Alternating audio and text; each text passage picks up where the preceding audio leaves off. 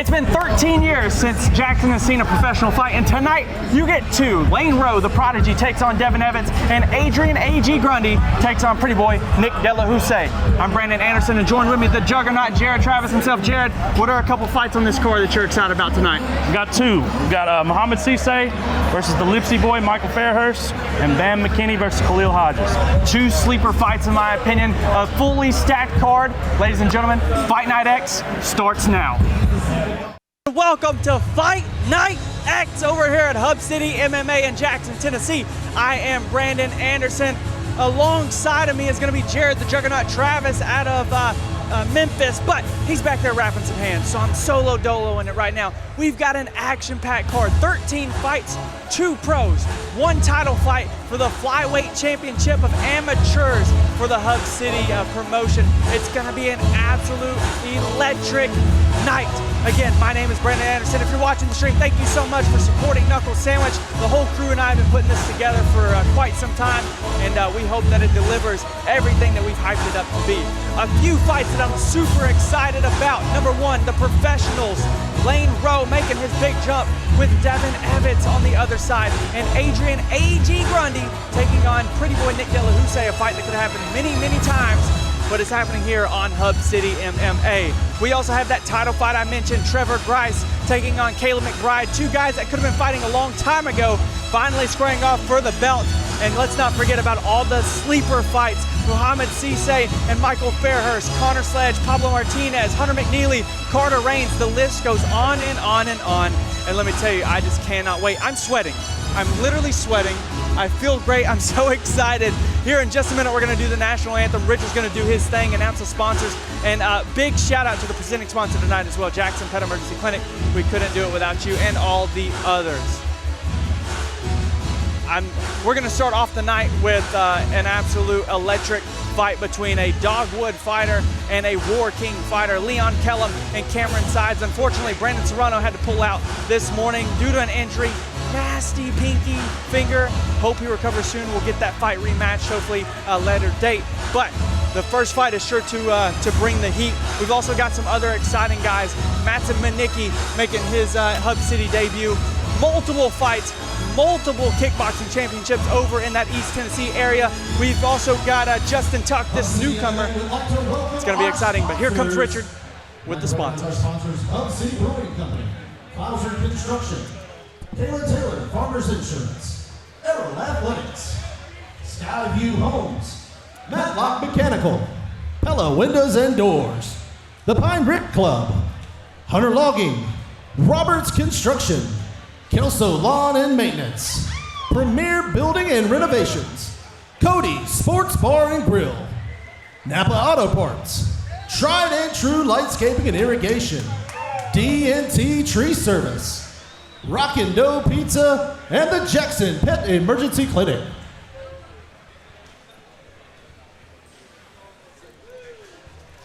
We'd like to remind everybody that Jackson Kitchen and Catering will be selling food. Hub City Brewing is selling drinks tonight.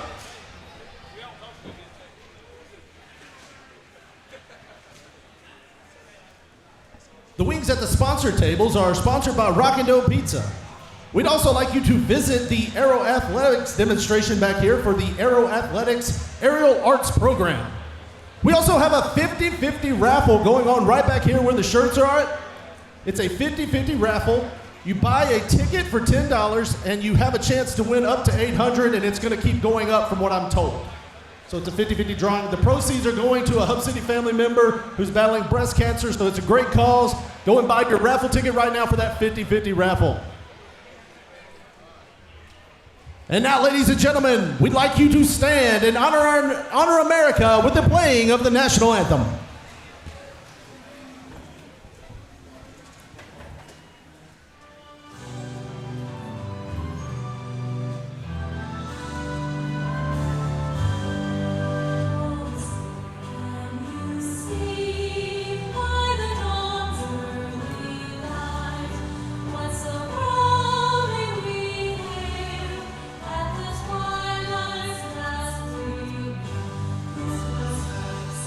Bright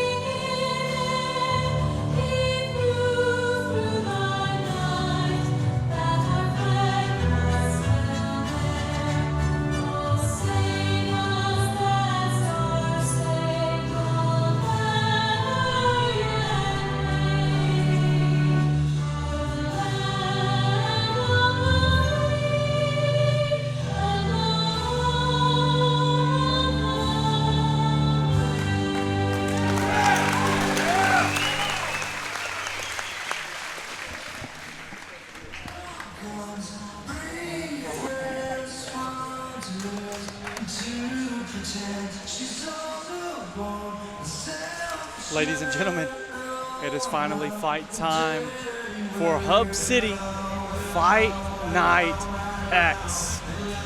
Again, if you're joining the stream, number one, thank you so much for joining into the stream tonight over here at knucklesandwichmedia.com. This is about to be an absolute amazing night of fights that I guarantee you'll be so glad that you did not miss. In our very first fight tonight, we're going to be having Leon, the Hub City villain Kellum, taking on Cameron Rocky Sides. Again, I mentioned earlier, War King versus Dogwood, two very local guys that are going to be facing off against each other in this one-on-one match. Jackson, Tennessee, it's fight time!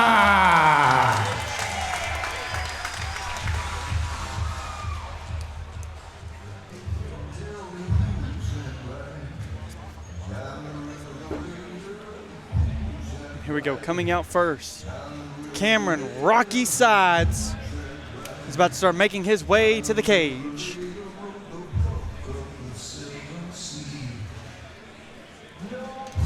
And here he comes making his way.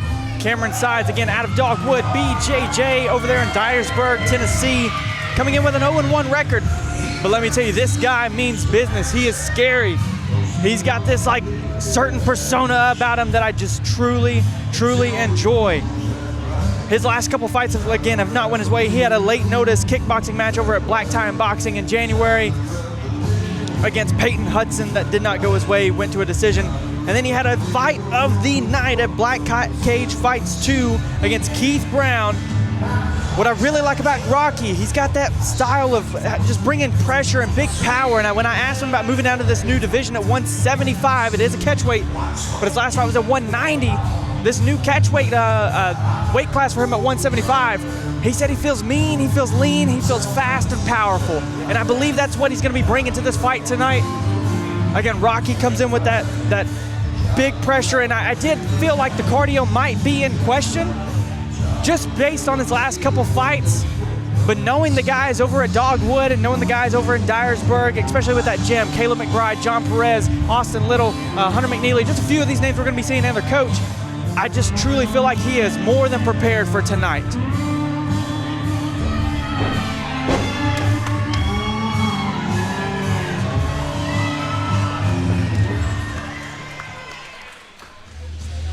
And now coming to a cage, his opponent, Leon, the Hub City villain, Kellum.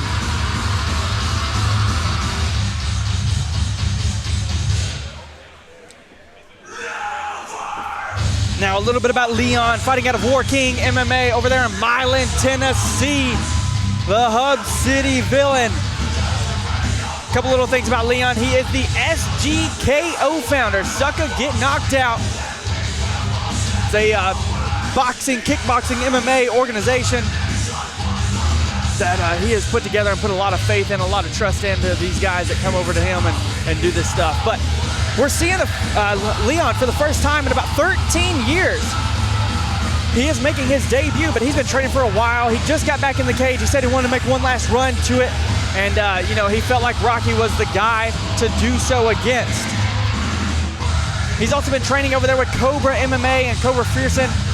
Again, a really good, smaller gym over here in the regional scene, but man, they're gonna be making strides. Good fighters, Justin Mullins and Cameron over there as well too.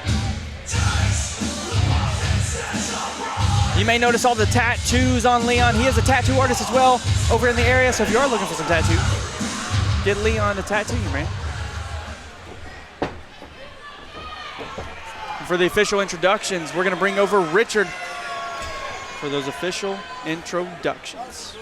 Ladies and gentlemen, the open contest of Hub City MMA Fight Night 10 is scheduled for three-minute rounds of MMA action. When the action begins, the man in charge, referee Tyler Martin. And now, introducing first, fighting out of the blue corner, weighing in at 174 pounds, from Dyersburg, Tennessee, representing Dogwood MMA, Cameron Rocky Sides.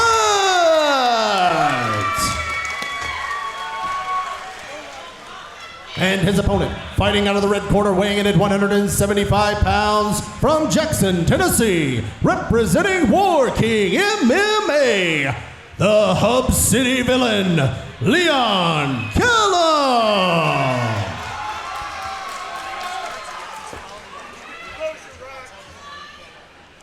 Expect fireworks from these guys. They both agree they're going to touch them up.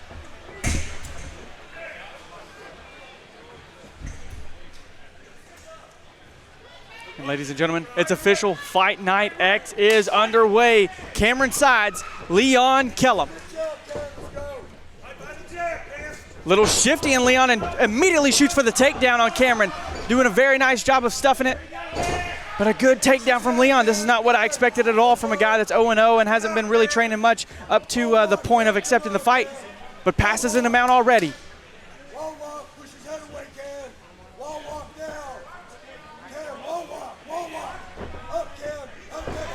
Cameron makes his way up, back to standing, doing a good job of wrist control, and a big knee to the body from both guys.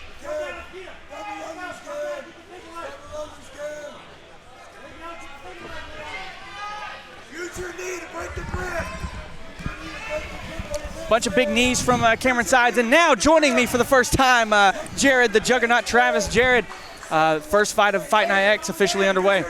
I'm excited for it. I'm excited. So already a lot of pressure from Leon. Not exactly what I was expecting. I didn't expect the wrestling, to be honest. I expected this to kind of be a firefight off the rip, but I think he knows that Rocky has really good striking, and this is what he's going for. He's trying to minimize that as much as possible. Rocky's a big, powerful guy. I've seen him, I think he kickboxed at 185 before, so what's this, a catch weight, 175? 175. Yeah, so. Looks like Rocky's locking up an anaconda. Yeah. Rocky needs to roll to that right side once he gets it locked. Stepping over, going ahead and trying to take the back. Going for a spiral rod position, hip to hip. Can't jump the back, though. Cannot do that. Oh, but he gets back on top. There we go. He's got the hooks in. Leon's trying to shuck him off. Everybody's doing everything right now, so that's nice. Nice to see. Leon needs to try to tripod up. I'd like to see Cameron abandon this, though. Honestly, he's too high. Looks like he's going for that submission. You can hear his corner, John Perez for Cameron Sides, yelling, punches, punches, Cam. Do some damage. All right, we're back to the feet. But it looks like Leon may be already gasping for some air. Big shots from both men. Oh, he's got a high elbow guillotine right there. Oh, that looks tight. High elbow guillotine is tough to get out of, too. He tapped him. Cameron Rocky Sides with a guillotine victory. Let's go. What a way to start off the night. It's got to be good, feeling good to get that first dub under your belt. That was not in our prediction for the night. Good job, buddy. Again, a lot less striking than I anticipated. I thought it was going to be more of a kickboxing match at first, but it seemed like Leon wanted to come in and grapple with him. And this 175, 170 weight class looks like it's going to be really good for Rocky, in my opinion.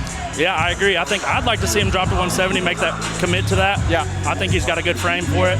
His last fight was actually at a 195 catchweight kickboxing match at Black Tie. Black Tie, yep.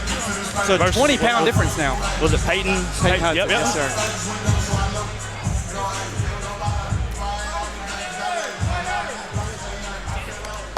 Let's make it official. Here's Richard. Ladies and gentlemen, referee Tyler Martin has called a stop to this contest at 2:31 in the first round, declaring your winner by submission, Cameron Rocky Sides.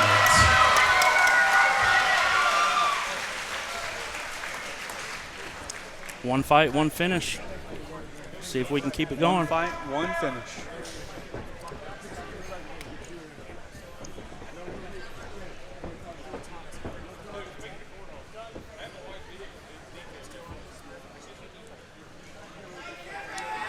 And, you know, we got the first round finish in the first fight, and it looks like we may be getting maybe a little bit more of a war in this next fight. Matson Manicki taking on Jacob Mitchell, two unfamiliar faces for Hub City territory. Both of these guys coming out east, Chattanooga, Tennessee, and over there in Georgia, more around the Atlanta area. But man, this fight is going to be good. Both guys have the experience, and for this to be the second fight on the card, I said this yesterday, but I feel like that just talks to the depth of the card as well. Yeah, this is a stacked card. Y'all are definitely in for some fun tonight. Absolutely. Brandon did his thing on this one. I tried my best. Yes, sir. Making his walk, Jacob Mitchell, coming out of Georgia Pro MMA, 1-2 record. His last 3 fights, he had the win against Cano, and then he took those first 2 L's. But he is on a win streak now, that 1-fight win streak, and that's going to be such a big deal with the confidence coming in against a guy that has a lot of experience. Matson Manicki has over 10 fights, I believe, including kickboxing as well. So Jacob Mitchell may have a little bit more cut out for him tonight in this matchup. I'm excited, man. This is going to be a great fight, great lineup. And you said this a little bit on the pay-per-view open, but what are some fights that you're looking forward to? Real fast. So I forgot one on the opening, but fight numbers, well, is that technically 5-5? Yeah. Fight number 5, Carter Raines and Hunter McNeely. Yes. Hunter McNeely coming out of Dogwood BJJ. I'm pretty sure he's undefeated right now. He's got a little momentum going, but Carter Raines is a dog. We know that. I'm going to cut you off because here comes Jacob Mitchell to the cage already. And he looks serious. He looks legit. He's got a blue belt in jiu-jitsu. I asked him, who is your hero? Who's your guy you look up to? Coach John back there in the back, white backwards hat, blonde hair. I like it. He said the impact that he has made on his career, his life in general, has just been outstanding itself. But again, each fight for him, he's shown tremendous growth. His first couple fights, I believe they were finishes, and then he won a split decision in his last one against Cano, used wrestling a lot, and was able to take control and keep pressure the whole time and won the judges' scorecards. But man, he really told me he's went through this is his 3rd opponent for this fight. Oh, okay. Originally he was booked against another guy, then Nate Brewer. Nate Brewer pulls out, he's injured, and then now you've got Matson Manicki. But he told me, I just don't care who I fight, man. Send me whoever, I'm down for it. And you know me, I'm always here for guys that say I don't care who I'm fighting, just put me on the card. So that speaks a lot to his training and his preparation. 100%. If you're that confident, I love that. I love that about guys. So I'm excited. I don't know much about these guys, but I'm ready to find out. Well, let me tell you a little bit about Matson Manicki as well. Madman, they might call him. 1-4 in MMA. His one win is by a finish, knockout. And but I believe he's like 5-3 in kickboxing and Muay Thai. So 3-time division champ. We're talking about 185, 170, and 155. So the amount of territory that he has been able to go across has been pretty legit in my opinion. Again, that 3-division champ, he just comes to fight, man. You watch his fights, and he, from the get-go, from the bell, he's going. He's aggressive. And, yeah, I can't wait for this fight. These Chattanooga MMA college guys, they throw down. They come to fight. So it sounds like you said Jacob Mitchell used a lot of his wrestling in his last fight. Yeah. And then you got Matson, who seems to be more of a kickboxing guy. So maybe we got a classic kickboxer versus wrestler. Yeah, and I feel like, Mitchell isn't afraid to throw itself. He told me at the weigh-ins, man, he just comes prepared to die. Oh, okay. So maybe a little bit, a little extreme, in my opinion. Possibility. But, hey, it is a possibility. But knowing that he comes prepared like that, I think regardless of where the fight is or where it goes, I think he's ready for a war in itself. And yeah, I mean, Matson Manicki is a real scary dude in my opinion as well too. So the weight cut was a little challenging for Matson. He came in 155. Okay. So he came in. He told me about 6 weeks ago he was at about 200. Woo. So he dropped about 45 pounds for this fight, which is insane. But and then that was Matson. That was Matson who just walked in the cage. I'd like to see how that affects his endurance then. We'll see. Let's see. He looks ready. Let's go ahead and pass it off to Richard for the official introduction. Ladies and gentlemen, this next contest is set for 3 3-minute rounds of MMA action. When the fight begins, the man in charge, referee Tyler Martin. And now, introducing first, fighting out of the blue corner, weighing in at 155 pounds, from Dallas, Georgia, representing Georgia Pro MMA, Jacob Mitchell. And his opponent, fighting out of the red corner, weighing in at 154 pounds, from Chattanooga, Tennessee, representing Chattanooga MMA College, Madman Matson Manicki. Nicky. Here we go. Sounds like he brought a crowd from Chattanooga as well. He told me he already sold like 15 pay-per-views as well too, man. There you He's go. got a crowd coming with him. And that's what I like about these Chattanooga guys as well, man. These Chattanooga guys, they bring people and they just come to throw down. So already close in the quarters here. I will say, Madsen, the eyes never lie. Dude, he's not even blinking. Yeah. He's looking for that right hand. I would like to see him stop trying to catch low kicks. That's a terrible tell, so hopefully he stops doing that. That can be a bad news bears real quick. I'm going to be honest, there's a lot more patience from both of these guys than I expected, but it may just talk to the respect that they think they have for each other. Nice underhook immediately. Good job. Ooh, big knee. Beautiful. There we go, wrestling already. Here's that wrestling from Mitchell. Shoving the head. Madsen's doing everything right now. He's got one hip on the cage, one shoulder. That's good. And he's from Chattanooga MMA. Old Billy Swanson over there. I like what I'm seeing so far. Look at that. I mean, this is beautiful. Snap down. Wow. Who's the kickboxer? For real. Are we going to get another high elbow? We might get another one. Another guillotine. Tight. Jacob Mitchell looks. That's it. Another guillotine. Another guillotine. 2 in a row. 2 first-round finishes. Madsen, Madman Nicky gets it done at Hub City Fight Night X. Got to protect your neck. He's fiery, bro. Hey, we thought he was the kickboxer. He turned out to have some really good technique with his grappling. He was fighting for underhooks immediately. I like him. That was nice, man. Great job. Good show of respect. You love to see that, too. Yep, 100%.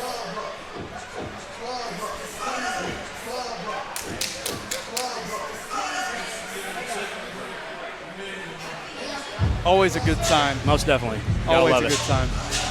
Got to give them their moment. Give them their moment.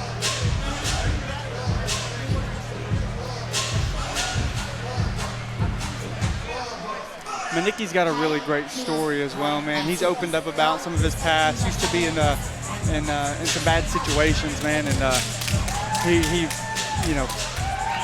gives Billy Swanson and the crew over there at Chattanooga. Ladies and gentlemen, referee Tyler Martin has called a stop to this contest at 1:09 in the first round, declaring your winner by submission, Madman Madsen Nicky. 2 fights, 2 finishes, 2 guillotines. He's serious, man. I like it, man. Tommy Roberts with the Congratulations interview. on the win, man.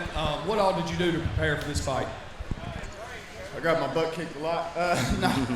Look, man, I got a great set of coaches. Chat Lavender, he's been in the game a very long time. Billy Swanson believes in me, man, and sometimes for a degenerate like me, that's all it takes. Somebody believing in you, man. You can make something of yourself. You can come out here and get a finish with 0 grappling, right? I haven't grappled my entire life. I just started this, right? I'm just trying to make something of myself. Hey, I'm only the second fight. We got a bunch of people out here ready to give the heart tag. Y'all give it up to them. Let's go. Amen. Let's go. You're good on the mic, too. Yeah, I like that guy. I like it. I like him. He surprised me with his grappling. That's good. I think this next fight might also surprise you a little bit, too. Israel Polo is a tough cookie, man. I saw him fight over at Dogwood, the Black Cat Cage fights just a couple months ago. I know this guy. Yeah, over at East Arkansas MMA. Okay. Trained with Devin Watlington. Okay. But man, he's good. I like him. And Justin Tuck, man, he came into the weigh-ins yesterday. He said, "I'm young, I'm pretty, I'm handsome, I'm stronger than everybody here." Love it. Tennessee. Make some noise. Our ring girls are going to be coming around with merch. Scheduled to fight my teammate. Make some noise if you'd like a shirt. Wow. Okay. I'm excited to see this. Make some noise if you'd like some of our wonderful Hub City MMA merch. Great camp. Very great camp. Very good camp. And let's just talk about this crowd right now. I mean, they're throwing stuff out, but this is I'm hearing it through my headphones. It's packed. Really loud It's crowd. packed. It's packed. Whenever you have Lane Rowe and Adrian Grundy on the card at one time. And at this point now, Trevor Grice as well. I forgot about Trevor. You're right. You're right. So we've got 3 Aero Athletics guys headlining the card pretty much. Again, I'm Brandon Anderson. Next to me, Jared, the Juggernaut Travis. Jared, what's next for you in your MMA endeavor, sir? August 16th, Attitude MMA. They haven't released the the opponent yet. I know who it is, but I'll keep that tucked. But Attitude MMA, Southland Casino, August 16th. I'll be fighting welterweight, 170. And is this first time 170? First time strictly making 170, but the fight before the fight before was 175 catchweight. I made 173, so I think that should be good. 2 pounds should be enough. Yeah, all right. Fair enough. I'm excited though, man. Well, if I know anybody stays on it, stays disciplined, it's you, my friend. So I'm excited to see you go again, just in a couple months. Yeah, I think you're going to be making your debut too, yeah? You know, I'm not quite there yet. I had a boxing match when I was a kid, and I'd say that I retired undefeated, 1-0. So, there you go. So I'm good where I'm at. Calm down, Khabib. Again, this next fight, Justin Tuck, Israel Polo. I mean, I don't know what else to say about this fight. Here's the tell of the tape. Okay. I do remember this guy. He put up a good fight. He did. He's super tough, man. He's resilient is a good word to say. Resilient. I like it. You see the age difference there, 36 to 27. A bit of a height advantage as well. 5'9" versus 5'6". But the experience is pretty close. I know that Tuck used to train down in Orlando, did some grappling stuff down there. And man, I mean, I think that he's going to be a really tough cookie to crack, in my opinion. But Israel Polo is one of the as tough as they come type of guys. So coming from a camp like Nashville MMA, you kind of expect a lot out of those guys. You know what I mean? So I'm really excited to see Tuck and how he performs in his debut. And Nashville's got a few different guys on this card tonight. Pablo Martinez, a familiar face for Hub City. Love watching Pablo fight. Was part of a fight of the year in 2024 against Alan Esparza. Oh, I loved it. And then, of course, Ernesto Penuelas later tonight against Austin Longhaul Little, making his new weight class debut at 145. Here comes Israel Gamecock Polo. Now, man, look, I mean, I didn't get a lot of stuff from Israel, but what I do know from him, I said earlier, resilient. He's super tough, man. Not a ton of training. I think their gym is pretty small, but bro, like, he just fights for fun. I mean, at 36 years old, not to say that you don't have much of a career ahead of you, but like professional-wise, the big stage-wise, it is probably behind us. But Israel fights as if he still has that chance. He's a boxer. He likes to throw hands, you know. And I think, too, as well, you saw the fun facts, like to read in his spare time. I wish I would have asked him what he likes to read, because I'm curious now, man. I'm curious. I will have to ask him. You said, so Tuck is from Nashville MMA. You said he's from East Arkansas. Did he do a kickboxing match last time, or was it MMA? It was MMA against Adam Eunice, another Nashville MMA guy, over at Black Cat Cage Fights 3. And that one went to decision. I believe Eunice won it unanimously, probably 29-28. Okay. But I like what I saw. He's got like this gritty factor, which could also push him ahead of Tuck, because I'm curious how Tuck's gonna do in a gritty fight. We haven't seen him fight at all. He's 0-0, he's a debut. But like you said, with a Nashville MMA guy, I mean, you know you're gonna get some type of high caliber performance. Most definitely. And you know, Iron Mike, the coach over there, believes in Tuck as well too. So he's giving me Nacho Libre vibes. 100%. I like it. I love it. The hair is dope. And the mustache, though. I love it. I'm excited to see Tuck. I really respect Nashville MMA. Yeah. They got a lot of dogs there. A couple of your buddies up there. Yeah. I love watching them fight. Stewie, Bryce Warner. And with the Warrior tattoo. The Warrior. He's already got the nickname tatted on his chest before his first fight. He means business. Justin the Warrior Tuck fighting out of Nashville MMA. The confidence for this kid is through the absolute freaking roof, man. Like I said, at the press conference or at the weigh-ins yesterday, he was like, man, I'm the strongest guy here. We've got guys that are multiple weight classes ahead of me. I'm the strongest guy here. Confidence. I'm the most handsome guy here. Swagger. Most energetic guy here. Let's go. And look, he didn't even care to dap up his coaches or anything. He automatic stare down. Originally was scheduled to fight at 145. This one's at 155, so the weight cut wasn't as bad for him either. I think this fight right now, it's gonna be very fun. I'd love to see what those guys walk around at, because if he was supposed to fight at 45, maybe that weight might be a little bit. Ladies and gentlemen, this next contest is set for 3 3-minute rounds of MMA action. When the fight begins, the man in charge, referee, Yona Israel. And now introducing first, fighting out of the blue corner, weighing in at 157 pounds, from Wynn, Arkansas, representing East Arkansas MMA, the Gamecock, Israel Polo. Nacho Libre. And his opponent fighting I like out of the the red energy. corner, weighing Both in of at these guys are pumped up, staring 154 each other down. pounds, from Nashville, Tennessee, representing Nashville MMA, the Warrior, Justin Tuck. I'd be willing to bet that Tuck comes out with Guns blazing. a significant advantage in the grappling department. That's what I'm going. I'm going to put my money on that. And he told me that that's his strength, the grappling, the There you go. wrestling. So let's see what happens. Here we go. Fight number 3. Already more forward pressure from Tuck. Yep. Big strike as well, too. Looks as if Israel's got the reach advantage. He's able to keep him back with that jab. Israel's gotten some good counters and interruptions. I'm not mad at that. Nice. Woo! Like you said, he's coming guns blazing, multiple overhand rights from Justin Tuck. Okay. All right. Good exchanges so far. And there's Tuck's that in on the wrestling. single leg, head inside. Straight into half guard. Let's see what he does here. Does he go for some ground and pound? Does he just try to find good position? I mean, Polo's doing a good job keeping that head down, right? Polo needs to get his right frame across Tuck's jaw and start pushing off. You hate to see a guy go with the overhook when the head and arm triangle is right there for Tuck. Polo's doing a good job of keeping that leg wrapped up so he doesn't pass, though. Well, he's in side control now. Yep. Back into half guard, though. Yeah, there you go. Polo got the regarded. Yeah, that grappling actually is much better than I expected. But you see Setting up Tuck's- that arm yep. triangle, it looks like, though. Like I said, you gotta frame. You can't go up with the arm. I mean, we're going to get 3 submission victories in a row. And Tuck is working on the arm Oh, triangle. he's on the right Like I side. said, you got to go frame right there. Where he You wants to be. cannot do He that. needs to drop that chest to the ground, right? Yep. You Drop gotta those hips, your drop that chest. and your pelvis to the ground. There you it go. is. Now start Now walk walking it to your out. left. Walk to your left. Get on your toes and walk.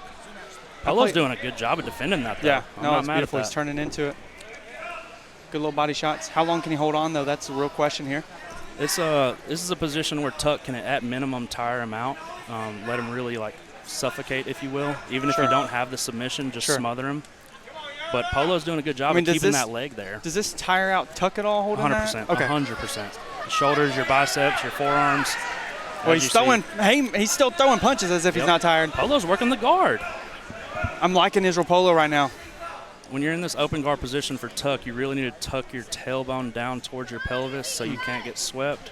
So I don't like how his tailbone's up in the air. He's keeping his butt really high. Yeah, Yeah. he is. He's asking to be swept.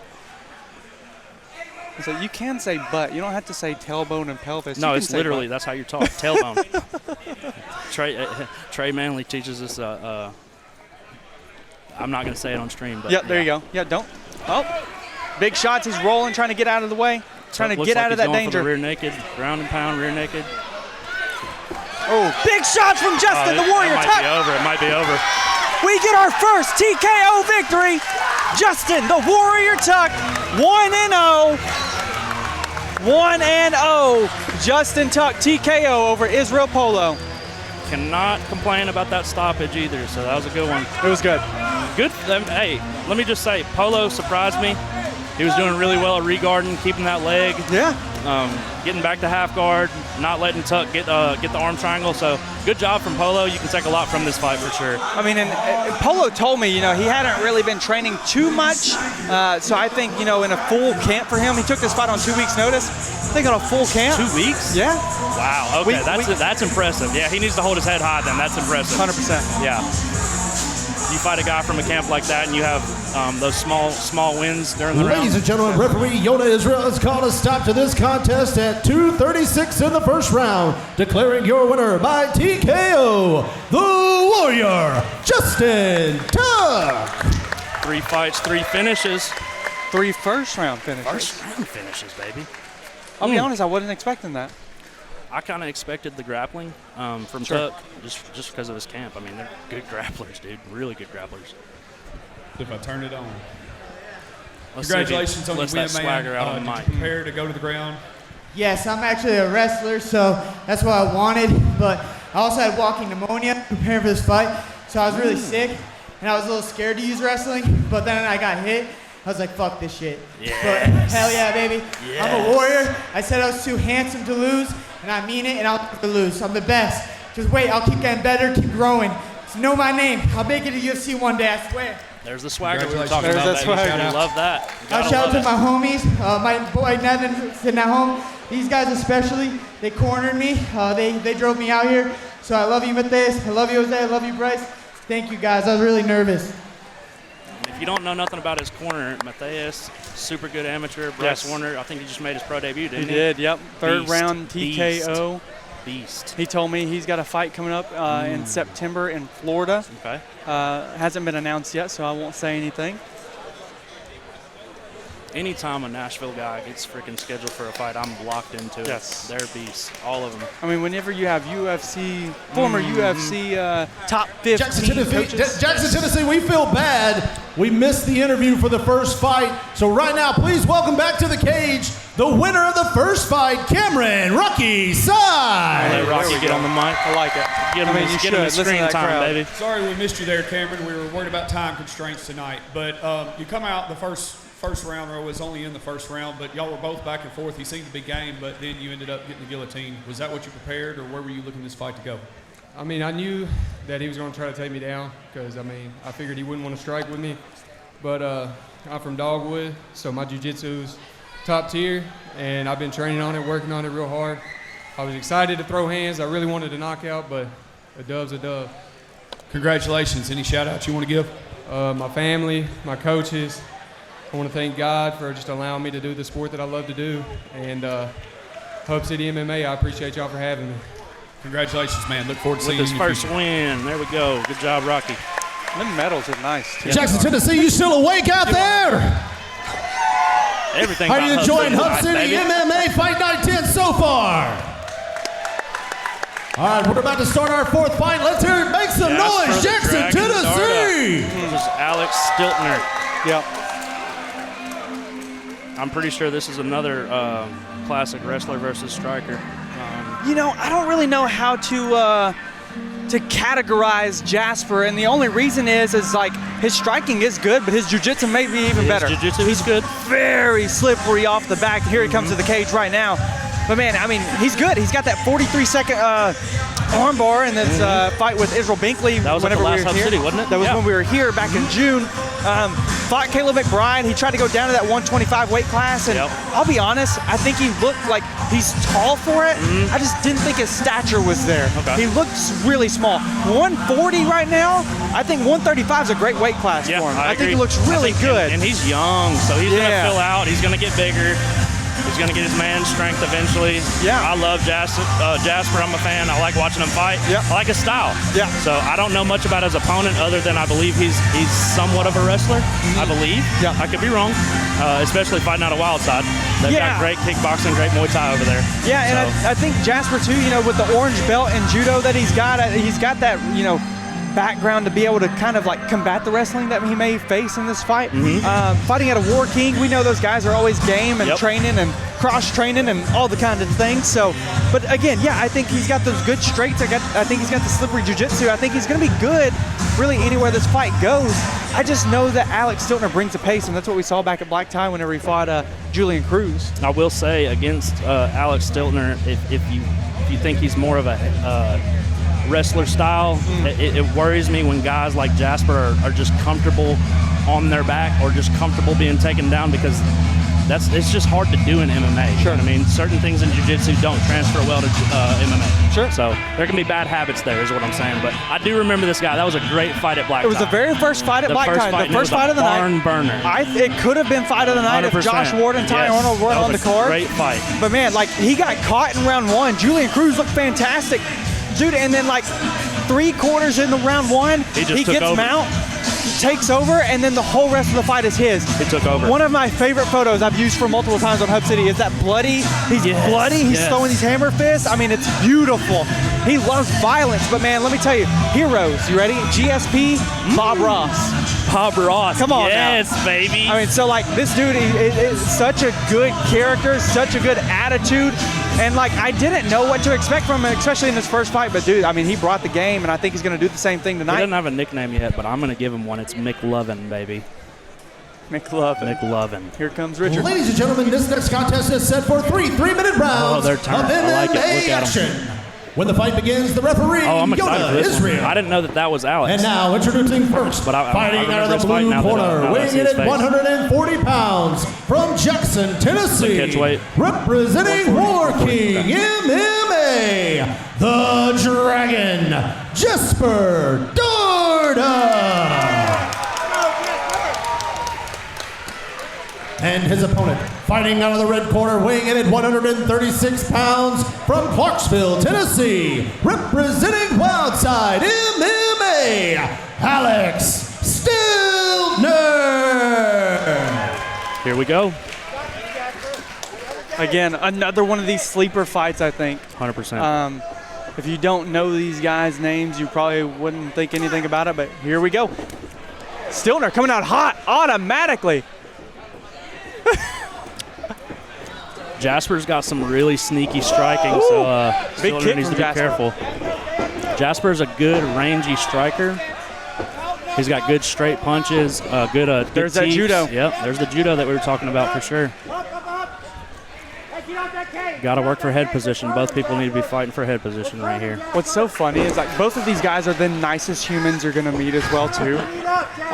He threw a leg kick when Jasper was trying to touch gloves, and he was like, I'm sorry, I didn't mean to. I was looking down. I didn't see that one. And this is what I was talking about. Like when guys they're just comfortable on their back, they kind of give up position. Fair.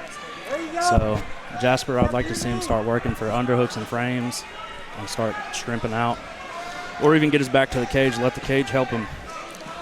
But a really good position right now, and being up against that cage, sometimes you run out of that real estate to be able to try and get out, right? So, I mean, it's almost as if Jasper needs to flip sides, essentially, or wall he's got a walk or couple something, things he right? could do. He's posted on the cage with his foot. He could push off there, or he could get his back to the cage and let the cage be your friend. Really good pass back to full guard for Jasper. Yeah. All right, now let's work. Almost full guard. Jasper's got a good guard, though, so he does. Got to be mindful of that. Let go of the wizard, Jasper. Get the underhook. So far, Alex is doing really good with his hips, sinking his hips down when Jasper's trying to re-guard and whatnot. So seems like Alex knows what he's doing on the ground, too. He got full mount again. I mean, this is where we saw a majority of Alex Stilner last time at black tie. Landing some big shots, but it's not really doing much damage. I mean, Jasper's doing good guarding up, but he's not doing much to get out of the position. The referee's close, though. You got to be careful if you're Jasper. You got to be moving. Don't worry about the damage right now. Start moving. Yep. And he stops it. Another first round TKO, Alex Stilner. I am surprised Still by that undefeated, one. Good job. 2-0. Boy, we are rolling with these finishes, baby. You love to see it. If you're an MMA fan, that's what you want to see. I mean, genuinely, I said this on an interview with Coach T earlier back in the back. I said, this is a card that I don't expect a lot of first-round finishes. And the first four first-round finishes. baby. Let's go. I literally said, I was like, man, I think that all of these could go to decision and nobody would be upset. Right. But now we have 4 first-round finishes, and you're like, well, I'm not really upset still, so. Hey, this is a mini vacation for me, so I'd really love to see the rest of them be decisions. So. Fair. No more finishes, guys. Well, I think this next one, firefight. This is the one we talked about beforehand. Carter Raines and Hunter McNeely coming up after the decision.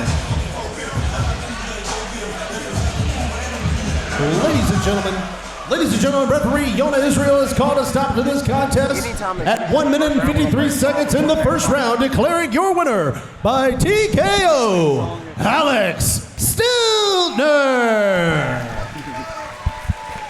Jasper can definitely hold his head off that, though. I mean, Alex did great, but Jasper's got some things he needs to work on, especially being that comfortable on the ground, giving up position. So, good job by both guys. They're both young. Again, super nice. Look at this. Yeah, look at him. All right, Alex, great sportsmanship there. One thing I'll say, though, I had an old-school boxing coach that told me never apologize once that bell rings. Now, afterwards, you can hug, but during that fight time, no apologies. But, man, congratulations on your win. Were you prepared to go to the ground and dominate on top, or what were you looking to do?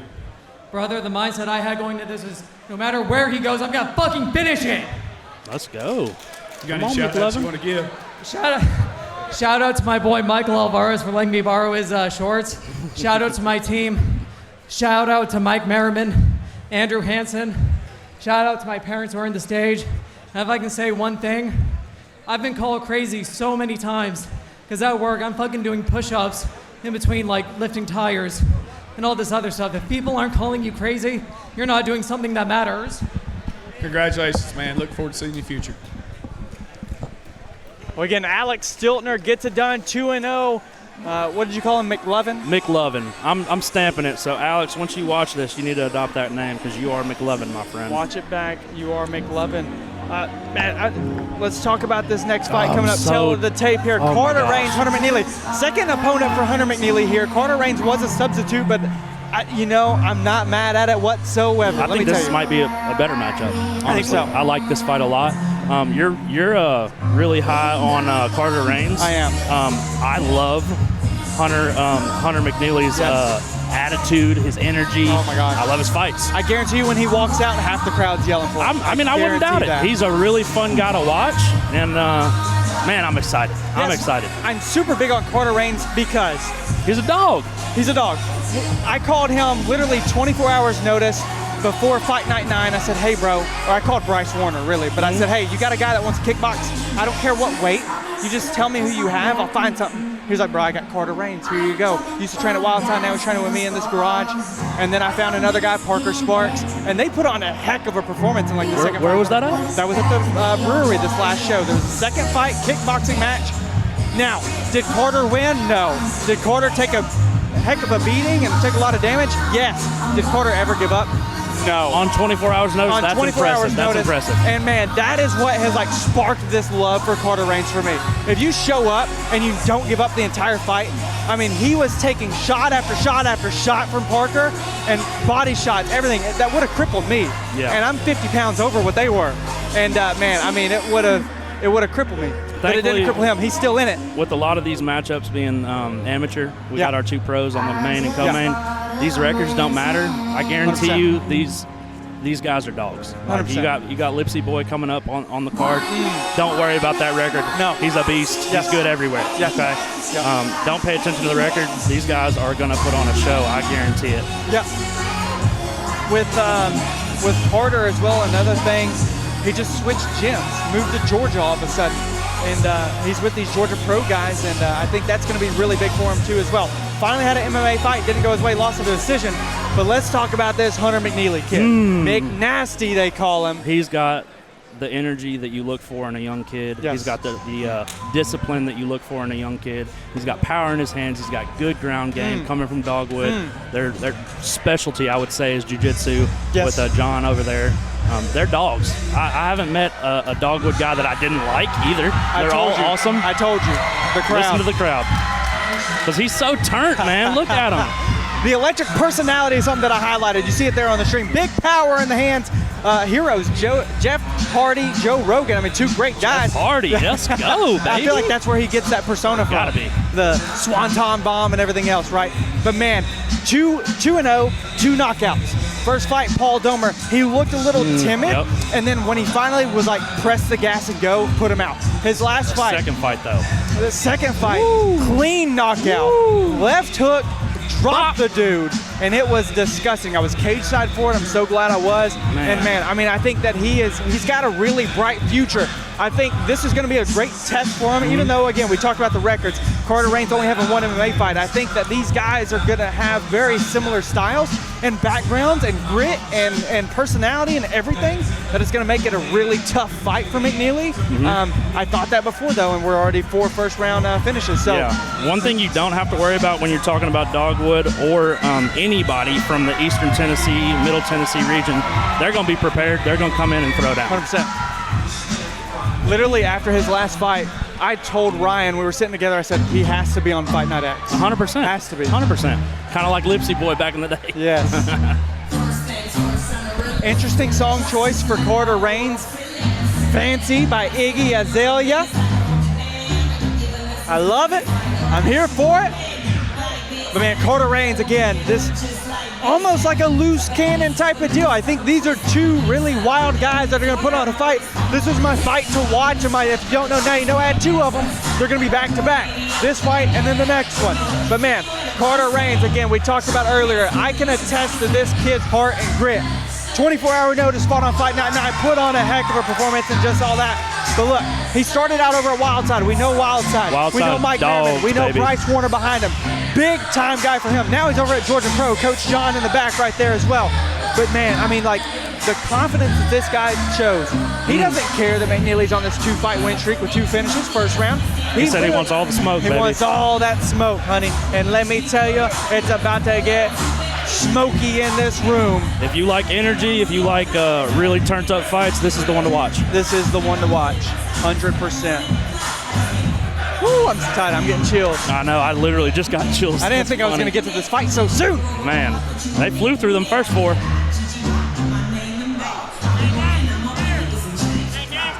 McNasty's here. McNasty just looked at us and said, hey, stuck his tongue out and said, McNasty's here.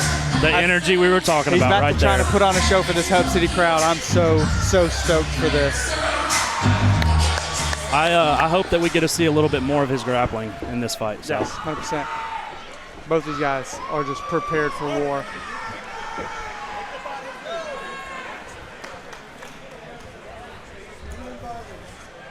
I love the swagger from both of them. Ladies and gentlemen, this next contest is set for 3 3-minute rounds of MMA action. When the fight begins, the man in charge, referee Tyler Martin.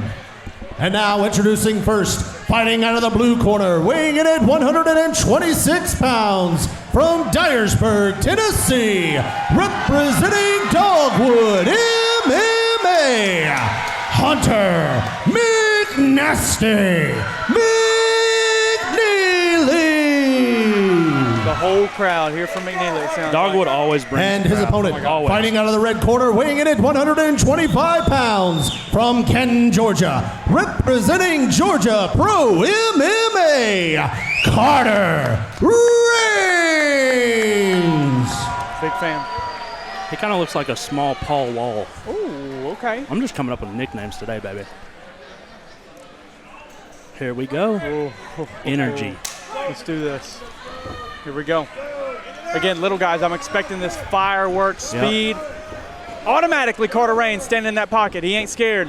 I would expect a lot of pace and volume from these guys. Punch. Oh, boy. Oh, there's a big shot from Hunter McNeely.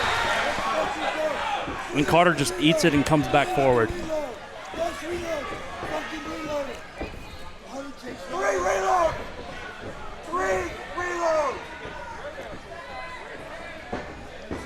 Sounds like Hunter's corner's calling for a double hook, double 3. Big head kick from Carter Reigns. I just got lost in watching the fight. I forgot to talk. Yeah, me too.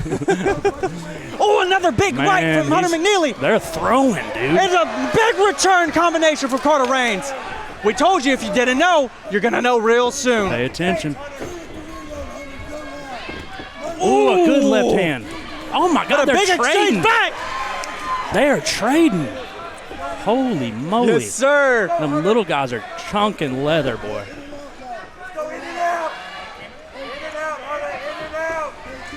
Hunter's doing really good with his footwork. Oh, I was about to say the movement. Yes. Ooh. Ooh, big uppercut from Carter Reigns. Stumbles McNeely back. Nobody's gone for a takedown yet either. I didn't expect it. Trade on. I don't think they will. Oh, that was beautiful. A beautiful entry by Carter. Beautiful entry. He used a 3-6 to get inside. That was a little low. I think the referee might have missed it. Oh.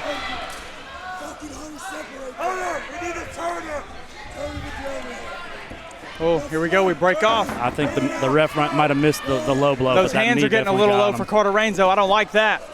He needs to keep them hands up. When you get tired, you got to feint more and get your hands higher. I've heard nice overhand, nice overhand. But another back and forth exchange from these guys. I mean, listen, they are standing in the pocket, and they are not afraid to go down. Got a little bit of blood going. Oh, big knee to the body. I'd love to see them set their shots up more. They're just throwing power, but hey, they might just be caught in the moment wanting to chunk them. I like the entry uppercut from Carter Reigns. That 3-6 or the 1-6 that gets you inside. Straighten your punches. Carter fights like Bryce Warner. He does. He does. Yeah.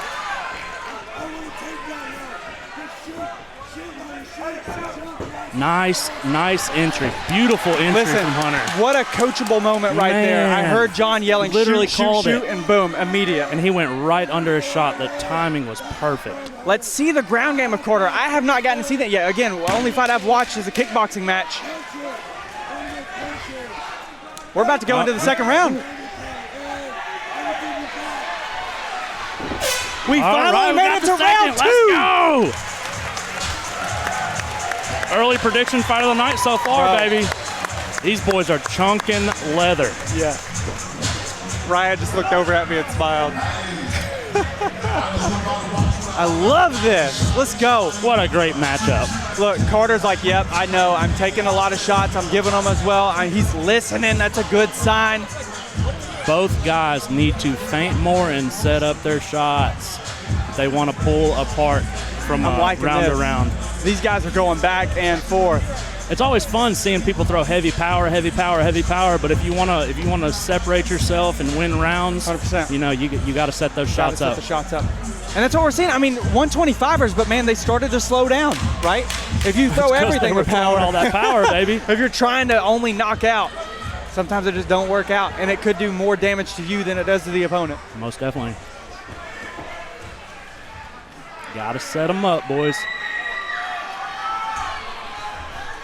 I love the smile on Carter's face right now.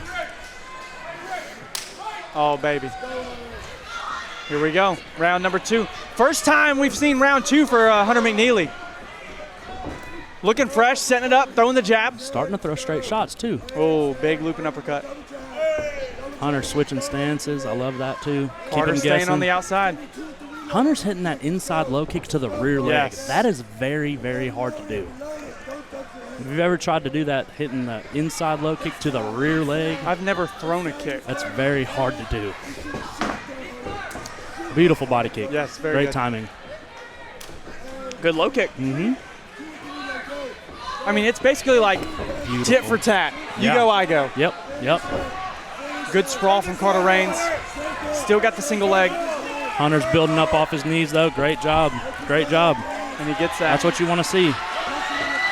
Carter right back up. You're going to try to go for the double, maybe. And Carter literally looking right back over at his coach, trying to see what Coach John wants him to do. And he reversed the position. He's still not out of trouble, though.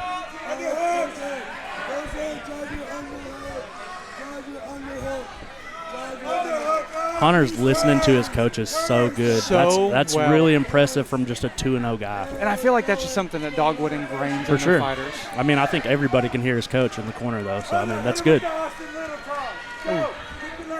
That elbow to the back. It was close, yeah. It was close to the spine.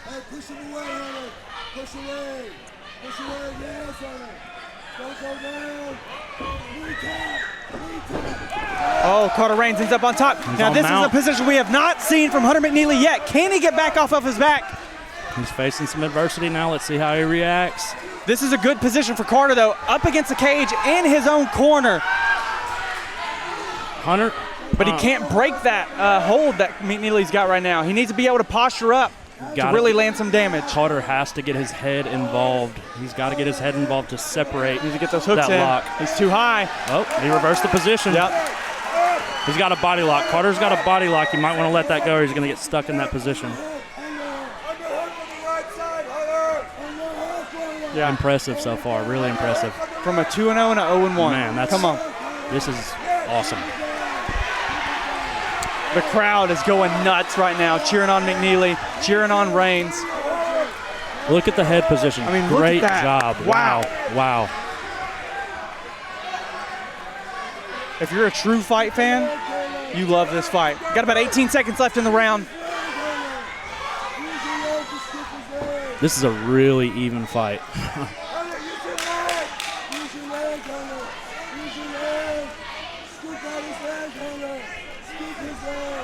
Nice, there you go.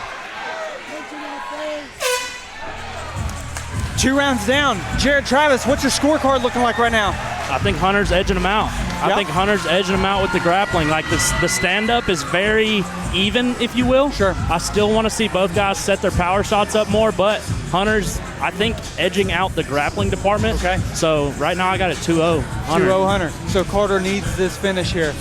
If he doesn't, if he doesn't finish him, I'd be. I think his stand-up looked better in round 2, but whenever they did finally collide in the wrestling, over there in the corner, whenever McNeely was able to get that transition and the reversal, it ended up, sealing the round for him, I believe. For sure. But the striking, and honestly, I think the gas tank there in the beginning of the round looked much better for Reigns than for McNeely. They probably caught their second win. They're settling in. Yeah. I would like to see them, if they're gonna clinch and grapple, they need to use their head as a fifth limb. Get your head engaged. What a great fight so far. I love it. Oh my gosh. The personality of these two is what makes this fight. Yeah. It's a real Conor, Dustin Poirier type energy, if you will. Here we go. Round number 3. The first time we're seeing a third round tonight. Hunter looks a little tired. He does. He needs to start fainting. I mean, both these guys are just pouring sweat. Hunter might be tired right now, but he's got. I think that leg kick hurt Carter. Okay. He kind of limped off of it. I like how Hunter's keeping his hands high regardless of how exhausted he is. Sure. That's a really good sign. Oh, and a slip. Capitalize on it. Capitalize on it. Reigns ends up on top. Reigns reaching back for the leg. That's a no-no. That's a no-no. I mean, that's an easy triangle to slip in. Now, they are very sweaty, so it may be hard to actually get it in, but to get to the position may not be as hard. Good posture up strikes from Carter Reigns. He might be going for the finish. I think he needs it. He might have heard you. He might have heard you. I saw his coach getting in his behind as well, so he might know. He stacked up way too high. Oh no, my gosh. Position. What a reversal. Hunter McNeely on top. And they're flipping back over. Carter Reigns regains the top. Wow.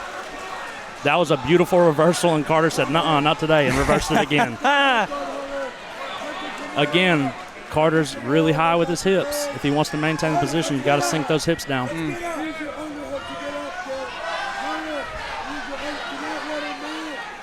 If Hunter can maintain position, I think he'll be safe, but I'm not a judge, but that was really exciting, those two reversals back-to-back. So right here, you see how Hunter is just holding. Yep. You have to get your head involved, and you have to get your frames involved. And he's going for like little small punches. Those aren't going to do anything for you right now. You need to finish, You got to separate and create a little bit of distance so you can get some ground and pound in. I mean, in my opinion, do you think, with a minute left, is it better for Carter Reigns to just get up and get the fight back to the feet? No, go for it where you're at. Okay. Go. You're in a dominant position. Take the position that you have, rain downhill. Well, it looks like he may start to. Foot in the armpit, though. Yeah, Hunter's doing really good with his feet, keeping them in the hips, trying to get a knee shield in. He's got his foot in the cage. He can push off there. Both of them aren't in bad positions. Carter's a little high, though. I mean, twisting up like a pretzel right 30 now. 30 seconds. What a fight. Watch the triangle here. Not necessarily, but it's definitely not a good position for Reigns. Oh. Is he going to go for a triangle? Oh, my word. He's got the hand in. Carter is doing right. He needs to posture back up. There you go. Big shot from Carter Reigns. 10 seconds left. The crowd is going nuts. Man, these boys are going at it.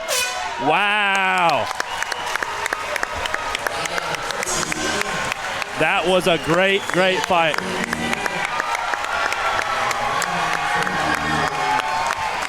Hey, we said he was going to get tested. He got tested, but he showed what he was about. That was a dope fight, dude. Oh, my gosh. I want to see it again. I mean, that was the biggest test of McNeely's career, 100%, that's for sure. 100%. And I would say it's the biggest test of Carter Reigns. But, man, he had a hard fight his first fight, took another hard fight his second fight. Again, amateur is literally a learning experience. This is a wonderful learning experience with both of these guys tonight. And if they're both still learning, I'll be daggummed when they have figured it out. I don't want to see now one of them. And another note, this is the first time for McNeely at 125. Really? Yes. What's he been at? 35. I didn't know that. Yes. Okay. I like it then. What a scrap. I can think of a couple guys that would be a good fight for McNeely. I can too. I'm not saying it on the stream, though. I'll keep that one in your back pocket. There's our decision. I'll see if I was correct. We're still waiting on the judges' scorecards. That's never a good sign. That means it's closer than we think? Yeah. You never know what the judges are looking for that night. Some judges are grappling heavy. Some judges are striking heavy. You never know. And with the announcer taking his sweet time, you kind of get worried, you know.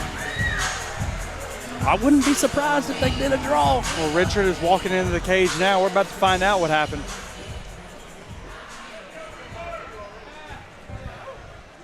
Ladies and gentlemen, both fighters fought all 3 rounds. We go to a judge's decision. Your winner by unanimous decision, Carter Reigns. Wow! Carter Reigns pulls it out. You've got a little shock on your face there, JT. I'd like to see the scorecards. What a fight. I have no dog in that fight either. I'm not affiliated with either gym, but hey, great fight regardless. Great fight. I love that. Wow. I love that. Maybe we do get to see it again. I'm here with Carter, man. I hear that you, first bro. round, it looked like Great his fight. timing was on and yours wasn't quite there, but then you started picking the body apart, and it seemed like it took his wind out. Had you game planned on taking his cardio away? Did you know it was going to go 3 rounds? I knew he was tough. All that goes to my coaches, man. They're beautiful. They talk me through the whole corner. They talk me through everything. Like, if I listen to them, I'm going to win. You know what I'm saying? Shout out to my corner. Shout out to God for putting me in this position, man. He's the one that orchestrated all this. He's the reason I get to fight. And I just thank him so much that I get to do this, man. I love this shit. Yeah, man. Thanks for putting on the show for us, man. You got any shout-outs you want to give right quick? Man, shout out to God. Shout out to my team, Georgia Pro, Bryce Warner. This is my dog way before the fight stuff, bro. He's with me all the way. Shout out to Barton Roofing back home, the best employer a fighter could have. These guys make sure I get to train. They're watching right now. Shout out Rob. You got hurt on the job, but you're my boy. I love you, Rob. Yeah. Well, congratulations, man. Look forward to seeing you in the future. Tough. I would just like to say, we ain't judges over here on the commentating booth. Lord, no. So I'm glad I don't have that take job. my word, but I do want to watch that back. Great fight regardless. Man, the judges might have got it right. I want to see it. It was good. I'm going to have to rewatch that one. That was a good fight. I loved that fight. Ladies and gentlemen, we'd like to recognize at this time a few people that helped make this event possible. Oh, he's going to throw Cutman, Preston Tharp. Our judges, Tommy Roberts, Kerry Rowland, and Ben Joseph. Dr. Eric Gardner. From the Tennessee Athletic Commission, Christina Hill. Our DJ, Brandon Easley. Our timekeeper, Charlie Dykstra. Our ISK rep, the one and only Anthony Maness. And last but not least, we'd like to thank Knuckle Sandwich Media for streaming it tonight. Knuckle Sandwich Media here with us every Hub City MMA fight night. Give all those people a loud round of applause, Jackson, Tennessee. Without them, this event would not be possible. Another one of my if you don't know, now you know fights coming up. Pablo I'm a fan. Martinez. I'm a fan of Pablo. Connor Sledge. Here we go. First to the cage. Pablo Martinez fighting out of Nashville MMA 1-1 TKO. This man is about as energetic as it gets. Again, was part of our Hub City MMA Fight of the Year back last year against Alan Esparza. Didn't go his way. Actual back and forth action the entire time. That was a barn burner. Oh my gosh. So he used to train Muay Thai back in Houston before coming over to Nashville MMA. He said that his goal is, in 2025, win a title and starch fools. That's it. That's all he wants to do. He said win a title and what? Starch fools. Huh? He wants to starch some fools. Okay. Oh, starch. Starch. I got my Invisalign in. You can't really tell. Oh, you said starch pools. I'm like, is he cleaning pools? What are you saying? Hey, whatever works for him, right? I guess. But man, I'm a fan of this guy. I'm probably one of the biggest fans. His last fight, the fight of the year. By the way, if you're an amateur and you're awarded a fight of the year, that's huge. In his second fight. Huge. Happened to me too. What do you know? Well, coming up next is Connor Sledge I'm surprised he doesn't have like Sledgehammer or something like that. I'm coming up with nicknames tonight, so let's do it. Well, there you go. But I really, really like this guy. The amount of swagger, confidence that he has. He came in with the Conor McGregor shades at the weigh-ins yesterday. 2-0 as a kickboxer, undefeated, but he's super scrappy, man. He moves in and out super well. Follow him on IG over Connor Sledge. But fighting out of Chattanooga MMA College. This is his debut MMA fight. He took this fight on probably about a month notice, 4 weeks out. Not bad. So not too terrible. Has already been training before. But he told me, man, at the weigh-ins yesterday, he said, I train like a pro. Expect a striking war because he's a striker, I'm a striker. We're coming out hot. So that's music to my ears, baby. Let's go. If it's anything like the last fight, we know we're getting a really good one. Yeah. It's going to be hard for them to compete with that last fight, boy, but I hope they do. And one thing to highlight about Pablo, I did ask him about his fight with Esparza and how that was a learning experience for him, and he said, I learned now to take the finish when it's there. Yep, 100%. I don't try and like make it flashy and whatever. If it's there, I'm going to take it. These two guys match up in size very, very well. Yeah, I'm really excited to see how they match up in technique. Obviously, we've seen Pablo. He's a good striker. He's a beast. So. Ladies and gentlemen, this next contest is set for 3 3-minute rounds of MMA action. When the fight begins, the man in charge, referee Tyler Martin. And now introducing first, fighting out of the blue corner, weighing in at 145 pounds, from Nashville, Tennessee, representing Nashville MMA, Pablo Martinez. And his opponent, fighting out of the red corner, weighing in at 143 pounds, from Chattanooga, Tennessee, representing Chattanooga MMA College, Connor Sledge. Brings a crowd. I mean, the drive 4.5, 5 hours. You got to be confident in doing that. Yeah. All right, we'll see if it's going to be a kickboxing battle, baby. And Sledge looks pretty thick for the weight class. He does, and he came in underweight, so yeah, that's surprising. A lot of kicks already off the rip from Sledge.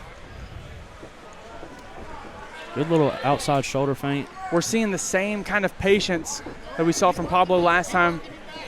I was about to say something about that. Like, he just seems very composed. And as a 2-fight amateur, that's big. You can have composure like that. And he's very technical, too. Like, he picks his shots. I mean, he throws kind of wild at times. Like, he throws big flurries, but he's technical. And look at these combinations from Connor Sledge coming out of the woodwork. Immediately into that tie clinch by Pablo. That was a good choice right there, going knees to the body. I mean, these guys standing in the pocket ready to go, just like they said they would. Hey, I like it. Ooh. Connor's doing really well with his rear hand feints. Yeah. So not a lot of people utilize the feints from the rear, but I think that's a cheat code.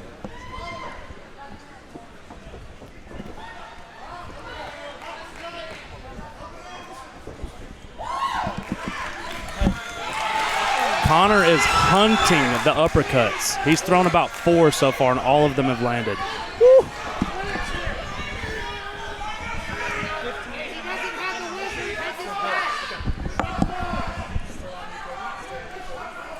Pablo's doing really well with the clinch and the knees. You got to be versatile. This is the exact fight I expected. Yeah, I like it. Two technical strikers that are also willing to just go toe for toe. I think your headset was off, but Connor's doing really well with his uppercuts. Yes. Every one of them he's thrown has landed so far. Every entry that he's coming in with. And especially in these clinch situations where Pablo has the clinch, has both hands, but he's still able to break out and hit those uppercuts. Nice entering right back off the exit with the speed change. And an uppercut from Pablo as well.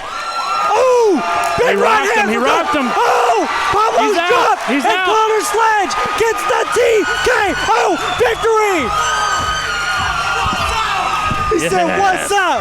Hey, I told you that swagger from that guy. I like him. He got another fan. I said I was a Pablo fan beforehand, but hey, I'm a fan of both these guys now. I mean, that was a hard right hand from Connor Sledge. And boys were chunking it. They were chunking it. Now that is what I would have liked to seen in the McNeely fight. More feints, staying technical, hands high. That was beautiful. Great technical striking matchup.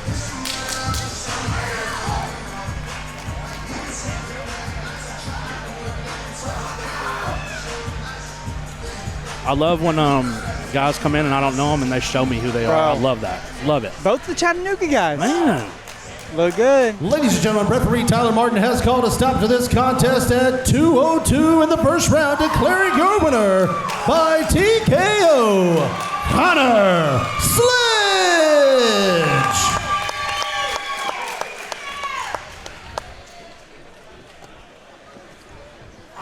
What a scrap. Connor, you came out. You were both game, man. Congratulations. How'd you prepare for this fight? Man, I just trained as hard as I could. I knew he was probably one of my hardest fights I've took, and I seen his knockout. And I just want to take tough fights, you know? So I just came to do my fucking job. My bad for that. Well, you did that, man. You have any shout outs you want to give? I want to shout out all my people from Cleveland that came here, everyone from my gym, everyone that texted me and supported me, everybody that bought my pay-per-view. I love all y'all. Me too. Congratulations. Amen. Big fan of Connor Sledge. Yeah, he just got another fan. I like that guy a lot. Sledge. I'm going to have to go follow him. Ladies and gentlemen, on the stream, we are about to take a 15-minute intermission. I'm sorry I lied. I said it was going to be a 10. Liar. We kind of flew through these fights. Yeah. And Carter's coach, who just coached, has to have some time to wrap Kenny's hands and those things. Ladies and gentlemen, we're fixing to take a quick break, but before we do that, 15-minute intermission. our ring girls are going to come back around. Throw If you out some make merch. some noise, you can get some merch. Jackson, Tennessee, make some noise for our ring girls. We will see you back very, very soon. Jared, real fast. Yes. What's been your favorite fight so far? Gotta be McNasty and Carter. Oh. That was a slugfest. And I predicted it wrong. That's how good it was. Yeah. That was a great fight, dude. I'm gonna have to watch that back a couple times. Incredible. See what the judges saw. Yeah. But there's also been some really good performances all around, you know? I mean, Connor Sledge, of course, that one right there. But then you look at Alex Stiltner. I was very surprised by Alex. Yes. Very surprised by, well, Justin Tuck, I expected the wrestling. But he did it. Alex Stiltner surprised me, though. I will say that. And Matson Manicki with the wrestling and submission. And I that we did not think. expect that. Yes, Yeah. exactly. And we can't forget about Rocky Sides and that fight. I mean, it was just, the fight was not what we thought it was going to be at all, especially myself preparing my notes. And that's what happened. And man. Well, that's the beauty of MMA, though. You never know. 100%. It keep you guessing, keep you on your toes. So, it can go anywhere. 6 fights in, 5 first-round finishes, 1 decision victory. And ladies and gentlemen, we still have 7 more fights to go. Let's go, baby. Including 2 professional fights between Lane the Prodigy Rowe and Devin Evans. And AG, Adrian Grundy, and Pretty Boy Nick De La Houssaye. We will be right back in 15 minutes. Do not miss the rest of these fights. Keep your TV on. Keep your phone on. Go get some popcorn in the microwave, whatever you're doing. Grab your beer, but make sure you're back in about 13 minutes and 30 seconds because you are not going to want to miss it.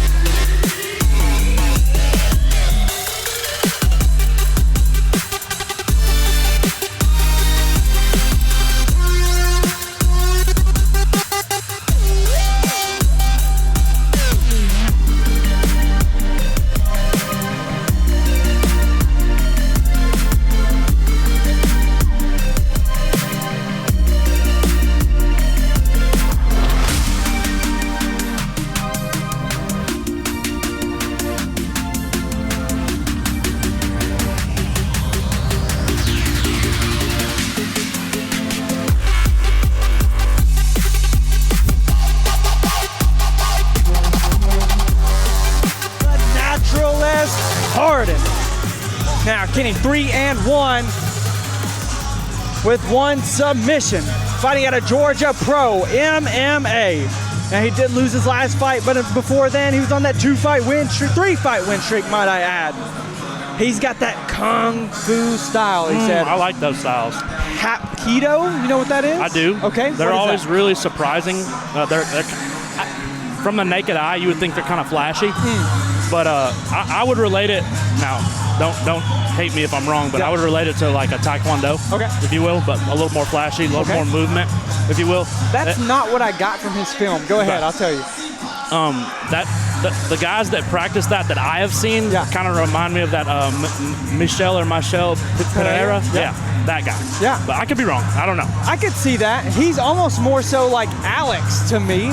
I feel like he's more of like standing straight up, straightforward type of guy, in my opinion. At least from one of the fights that I watched. I don't remember which one it was. So it takes a special person to be able to be successful at that kind of style. Sure. Like you gotta have a chin straight up because you're so straight up. Yes. But you also would think that they would capitalize on long straight strikes. Yeah. So we'll see. I'm excited because that sounds like a striker. The big thing in this fight is going to be this 6-inch height advantage.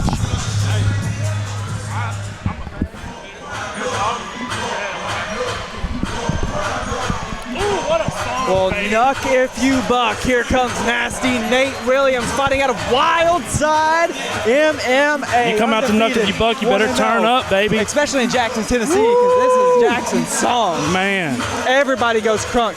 I mean, normally Ryan Collins is losing his mind right now. He's a little preoccupied right now. Be all right. Now, Nate Williams, 1-0. His last fight was in March of last year, so it's been a little while for him. Develop a little bit. Again, we're going to see this 6-inch height advantage for Kenny Harden, and he's got that experience side as well, 3-1 versus the 1-0. But thing to take about Nate, the wrestling. This dude is fierce in his wrestling. He always likes to have a good time as well. I'm throwing that out there. I was in the locker rooms earlier, and he was just smiling, having a good time, and he was next on deck. But he's just like, man, it's whatever.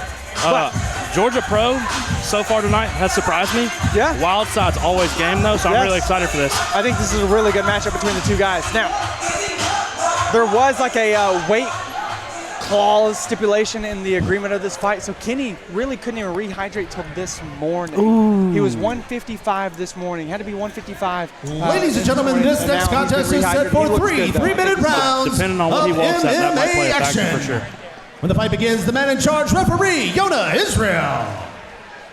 And now introducing first, fighting out of the blue corner, weighing in at 145 pounds, from Canton, Georgia, representing Georgia Pro MMA, the naturalist, Kenny Harden.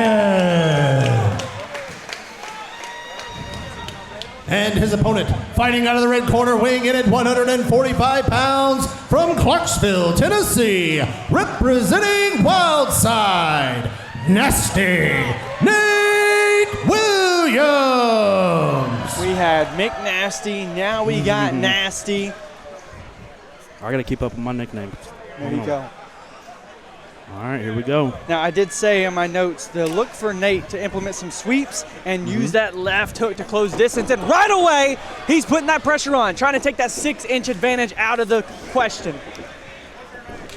He's got a hard low kick. Dude, he's so strong. He's got power for a little guy.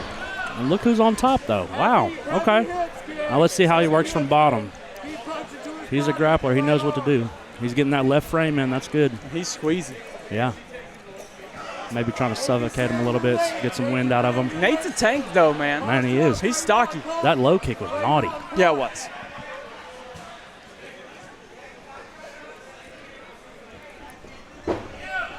Kenny's doing well with his hips, like I've been talking about all night. That's the stuff that I wanted to see from the other fighters. He's keeping his hips low, keeping his weight on Nate.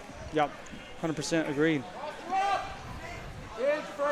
And you said Kenny's more of a striker, if you will, yeah? That's what I thought. And even at the weigh-ins, he had said, you know, be ready for blood, be ready for war. Not necessarily this is what I was expecting, but I mean, it's a good position for him, especially after seeing maybe what the power looked like from Nate Williams. Yona Israel's already telling him do some work or I'm standing it up. So maybe we'll see a little bit more on the ground here. A lot of people have different opinions about the ref, getting involved in that, but sure. you can't just be stagnant on the ground. I've heard Joe Rogan say, like, you should never stand it up. It's a fight. Yeah, I understand that, but it's not a street fight. It's also entertainment. Yeah, it's this entertainment. Is an entertainment industry. 100%. Nate's doing everything right. That's what I was about to say. I'd like to see Kenny settle in, though. Settle in. Calm down a little bit. I mean, it looks like he's starting to get a little bit of his feet under him. He endured the pressure from Nate early in the fight. Now let's see if he can start to establish the range, establish the striking.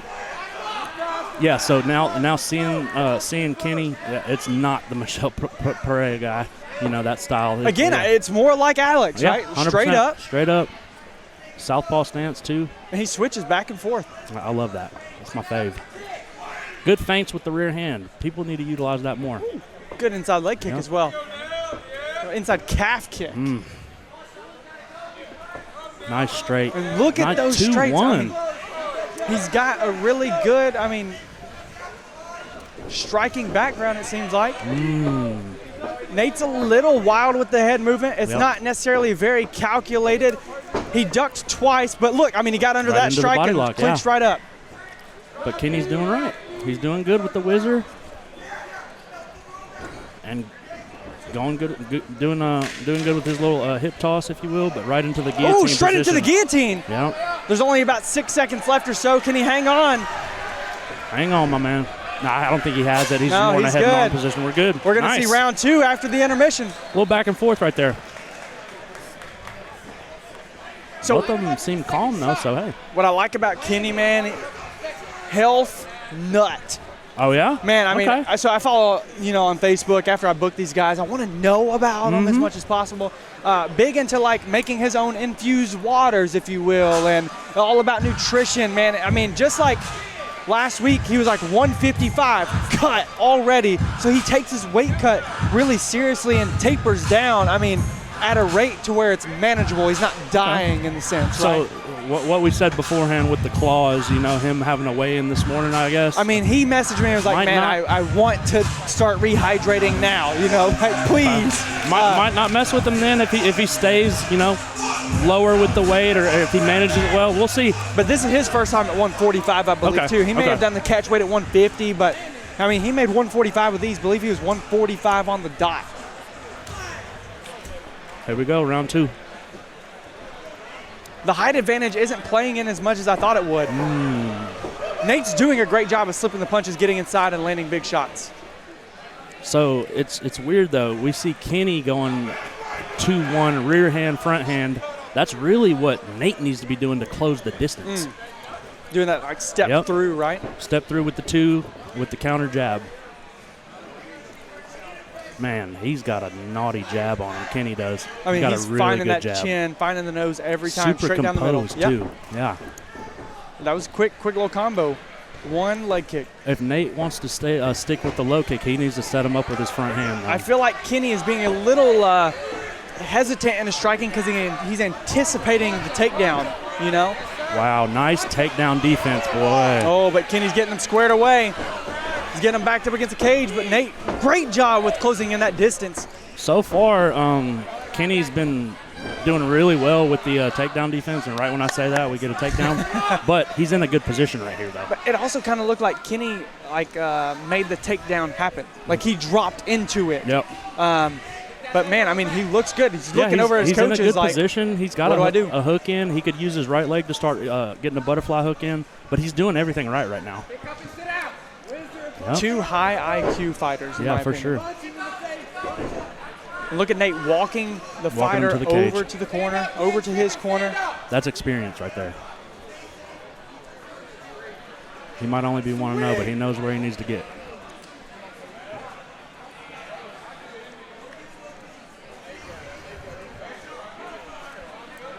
Again, with that overhook that we've seen multiple guys get caught with today in the head and arm, at least get threatened with an arm triangle. I'd like to see him get the frames in more.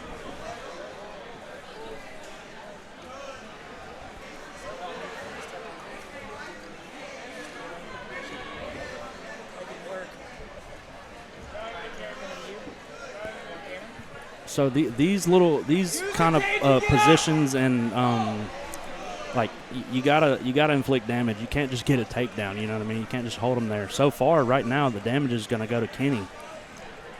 Got to work. I would agree with that. Yona keeps telling him too. Yona's not afraid to make people work. Not at all. Yona's been in the game for decades. Yeah, longer than I've been alive. 100%. Maybe he heard us because he's starting to work now.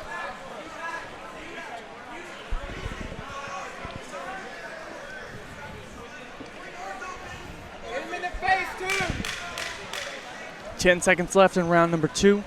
He's waving at the girls in the crowd. Gotta love it. I mean, I like Nate, man. I like the character that he's got.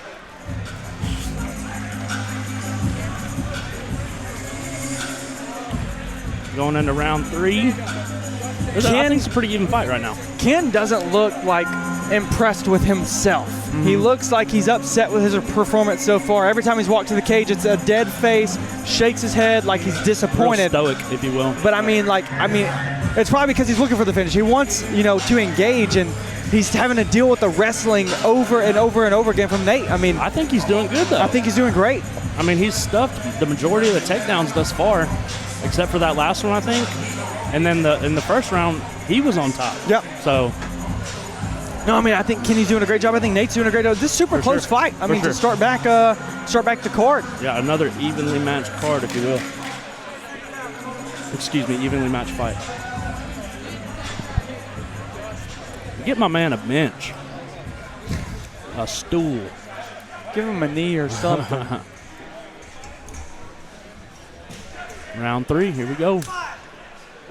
I think it's pretty even thus far. So it's going to be a hard one to score if we don't get a finish. Oh, he wanted that knee right there. So, interesting stat. Ooh, big takedown from Nate. Way to continue to follow through. His hips back Look up. at him, and he goes right to the back. But a big shot by Kenny Harden. This is relentless with the wrestling. This is one of those things, you know what he's coming to do. Can you stop it? In my opinion, this is how you can tell when somebody has wrestled competitively versus just knowing wrestling in an MMA gym. Again, shout out to like Josh Ward, again, over at Wildside, but was a high school wrestler, and I believe also wrestled in college maybe, but Nate, same kind of deal. Wrestled through school, and you can tell by the background, able to chain those takedowns over and over and over again. Relentless. If you fail, you keep going, you keep going, you keep going. Yes. Yep. That also says a lot about his endurance, because that's not easy. But you got to inflict some damage. You can't just hold a body lock on top. For sure. And I think he heard me again. As I was saying earlier, right before all those takedowns happened, in Georgia, there's no striking to the head when you're on the ground. Oh, man. So this is a new thing for Kenny, in my opinion, if he hasn't done that in the gym, right? He's only fought in Georgia so far. He's working well off his back. The other thing is they wear shin guards as amateurs in Georgia as well.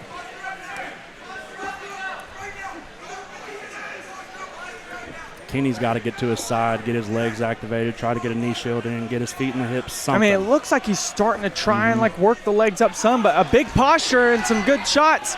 Oh, you got an opportunity for a sweep right there. He's out to the back. Look at that. Now you need to settle in, calm down, maintain the position, and inflict damage. Whatever you do, don't jump the back though.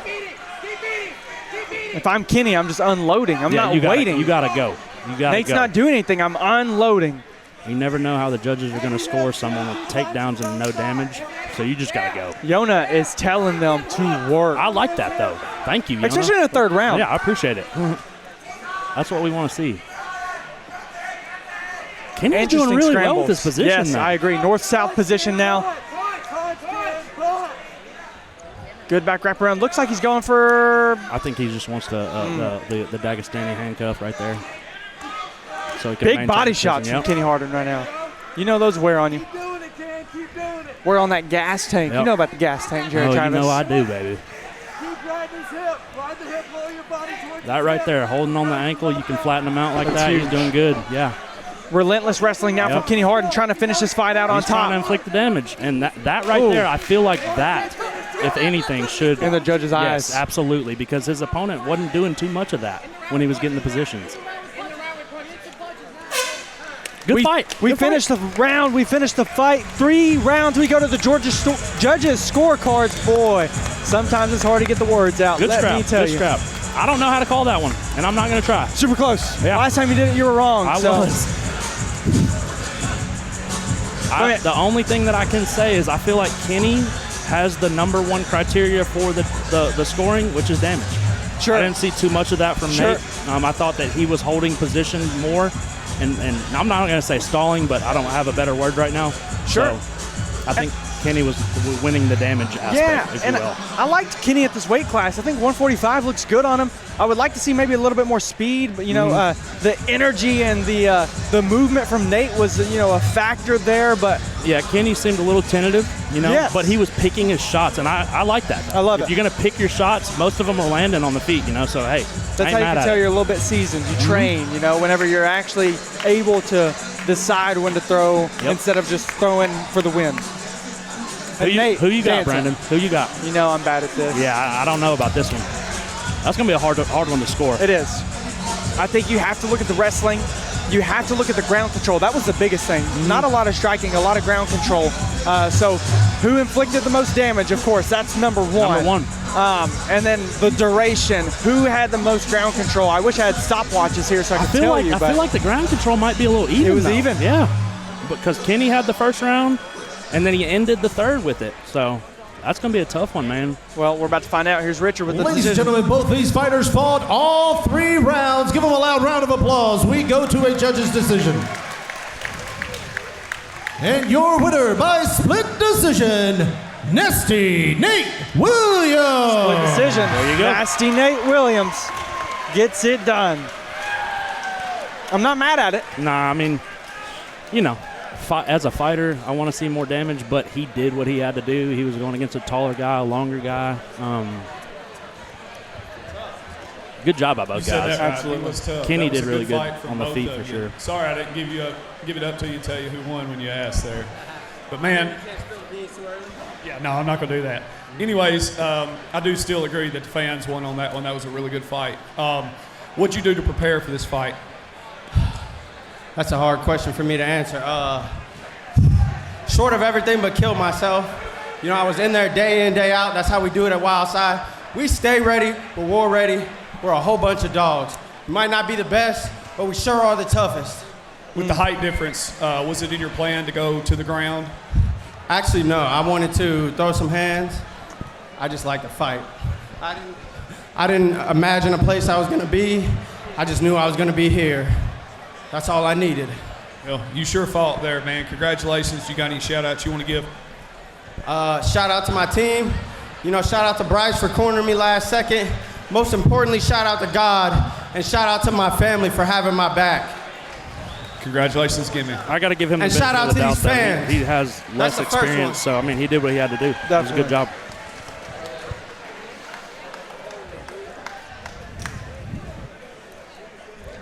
Well, this is one of your fights to watch out for coming up next. Khalil Hodges and Brandon Bam McKinney. I would agree. I mean, these two guys, I said this earlier to Marquez Stamps back in the back. I'm surprised this fight never has happened yet. Thank God it didn't, though. I think this is the time for both of these guys. I think they're both coming off some good equal fights, equal training, very close fighting styles. I mean, the list could go on and on for these two. Again, Khalil Bill, 25, Brandon McKinney, 24, equal height, both training out of Mississippi, and the record basically identical as well. Khalil, I believe, is going to be more advanced, if you will, in the striking department. Sure. I liked what I saw out of Bam's last fight. He incorporated the grappling really well. He did super well with like throw combinations, against get inside. a wrestler. Yep. And we saw Muhammad Cisse and Khalil last time. Yep. So maybe Bam utilizes that. Sure. Khalil's last loss. We'll see, because Bam is a striker. And what I will say about that Cisse and Khalil fight, I mean, I think Khalil just ran out of time. Because You're right. Because 100%. 2/3 into round number 2, he was able to finally start breaking off of that cage from the pressure that Cisse had. Had that have been a 5-round fight, I think it would have went the other way. Could have went the other way. So I think that that's what makes sense for this fight as well too. I have mentioned multiple times, every time I see Khalil Hodges, it's like he's progressed more and more and more. Yeah, I mean, every time. He's very smart. He's got good teammates who are also equally as smart. Yeah. He's got a great coach, John David Shackelford, great dude, great coach. He's been in the game forever, but so is Grady Sue Hurley. I was about to say, you want to talk about another great coach right Everybody here. knows Grady Sue Hurley, that boy named Sue. Yes. If you've been watching fights for as long as we have, you know about Grady Sue Hurley. And what's amazing, the boxing style of Bam, especially coming out of that UFM Tupelo gym with Darius Patterson and those guys down there, he doesn't have a knockout or a TKO win. It's a submission that he has in his one finish.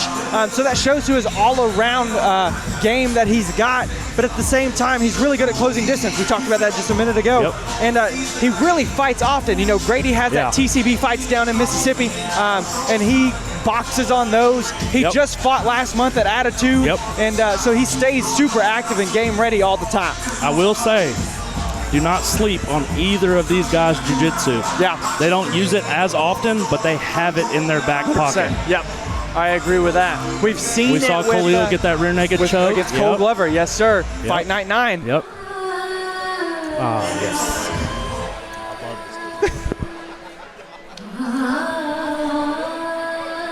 Speaking of Khalil, Bill Hodges, 2-2, 1 KO, 1 submission. Kill Bill Hodges, baby. He might have said Bill, but I'm saying Kill It always Bill. is just Bill. I'm coming up with the nicknames tonight. He's got a new hairdo. I like it. Bleach blonde, I love it, baby. I told him, I said, it's a little Eminem of you, man. I like it, though. Oh, Cisco. What you know about Cisco? This guy means business. Let's just cut straight to the chase. Both of these guys mean business. Yes. They're both very, very few words. I've wrapped Bam's hands probably 5 times. I might have spoke to him twice. Yeah. He walked in earlier, and I was like, Bam, did you check in? Yeah. You got your pass? Yeah. Like, 1 word, that's it. Yep. Even at the weigh-ins, weighed in, made weight. He was like, can I go get food? I said, yeah, come back, though. Didn't come back. Went straight to the hotel. Fine with me, whatever. But some of the things that I've noticed about Bill. Number 1 is Jim. I just absolutely adore. I love the guys at Shackelford MMA. They're always Marquez Stance. They're ready. Gosh. They stay ready. But breakout fighter of the year. Yeah. For Hub City MMA. Well deserved too. Those 2 finishes. Mason Doyle in June, Cole Glover in October, September. His strength through his striking, his footwork, his head movement, his pressure. In his first fight when he fought Chris Tate, yes, I thought that, he was very timid, on his back foot a lot. Then he comes in and he fights Mason Doyle, a well-rounded kickboxer, multiple belts, like 6-7 kickboxing matches, and knocks him out. Then he comes in against Cole Glover, another guy with like 5 more fights than him, submits him out. Yep. Then he fights Cisse. Arguably could have been a contender fight if he would have pulled that out, and was just a little too late on the fight itself, on breaking out and doing what he needed to do. But man, if I gotta say, I'm a Bill fan. If I had to put some money on it, on how this fight plays out, I would be willing to bet Bam starts to use his grappling.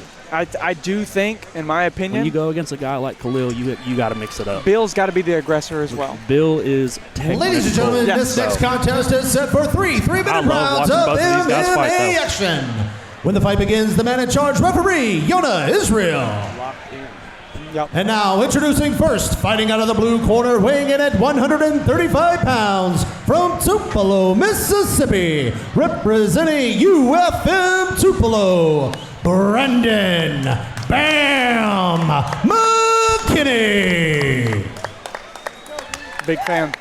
I like and both his of these opponent, guys a lot. fighting out of the red corner, weighing in at 134 Bam pounds, from Olive Branch, Mississippi, opinion, like around here, representing they will Shackelford MMA, Khalil Bill Hodges. I was going to say, it was the same way for Khalil when he first came around. Not a lot of people knew who he was. Found out quick. And he found out real quick. Now he's fought for us 3 times.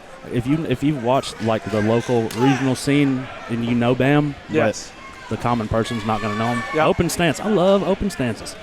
You get to see a lot of kicks. We got a southpaw versus orthodox. Battle of the lead foot. And when in the open stance, you're always battling for your outside foot position and the higher and busier front hand.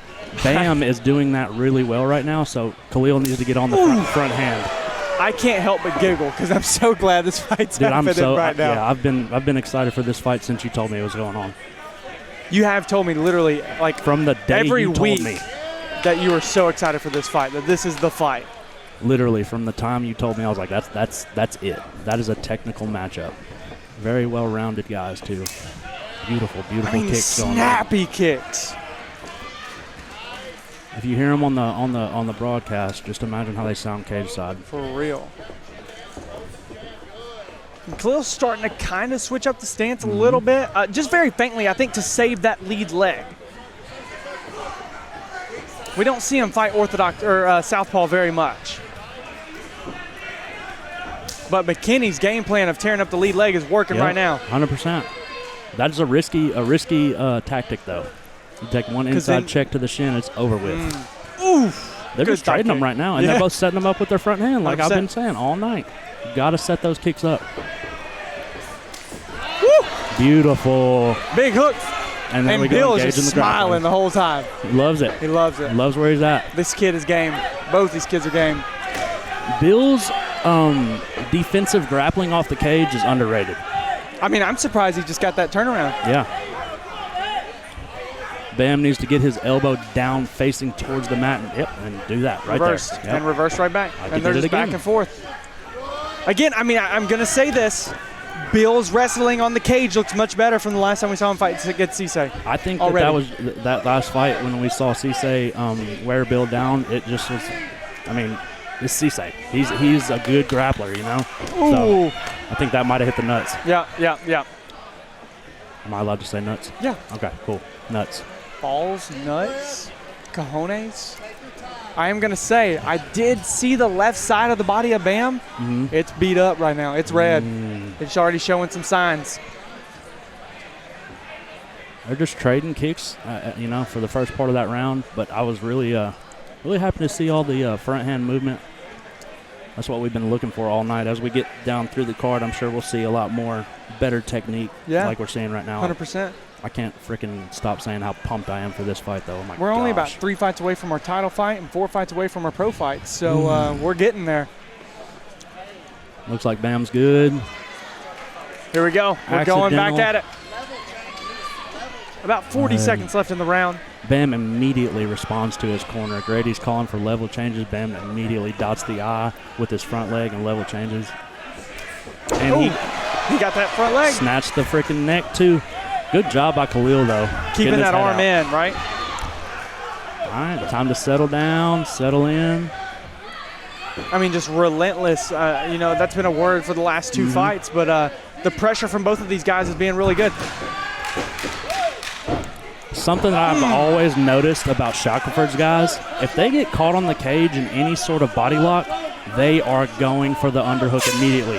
More people got to do that. Great first round, though. Great first round. Like super technical first round for both of these guys. Don't even ask, though. I'm not scoring this fight at all. That was my first question. It's not happening. So if you don't know anything about UFM Tupelo, in the corner of Bam McKinney, you got Jose and Grady. Jose. I just met Jose. Very, very underrated jiu-jitsu practitioner. Really? From UFM. Okay. Very, very good at jiu-jitsu. Very good. So is UFM a predominant like boxing gym? So it's funny because if you watch Grady come up, he wasn't the striker, you know what I'm saying? He put you on the cage and wear you out. Sure. But he's got a lot of really, really good boxers, you know? He's got multiple amateur champions in his gym based just in boxing. Sure. You know, so, I mean, at this point, I would say that their advantage is striking, but you can't sleep on their jiu-jitsu because Jose's teaching it. Fair. That's all I want you to focus on. This round. That's it. This round. I see who listens to the corner and makes the adjustments. Yeah. I mean, what adjustments need to be made? I mean, it's pretty dead even. I mean, if you're Bam, you keep Khalil's back on the cage. Keep using your front hand. Khalil, you got to use more interruptions. I was going to say, I think counters. Khalil needs to start letting the hands fly a little bit more. I think something happened to his leg or his ankle right there. He winced at it when it happened. Still doing good, though.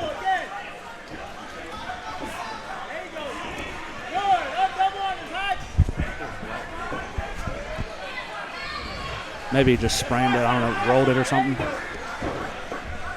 He's not putting a lot of pressure on it, that's for sure. It looked like he might have rolled his ankle or something. I didn't see it, but I saw him wince when it happened.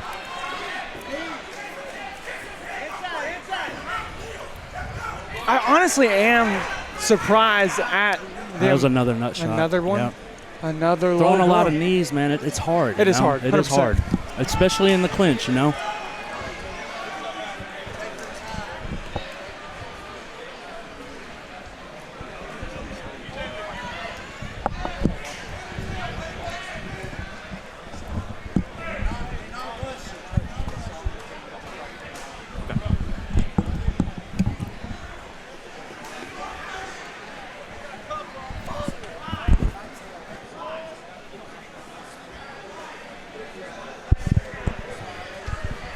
Again, trying to recover. I mean, 1 is enough. 2 is two's a crowd.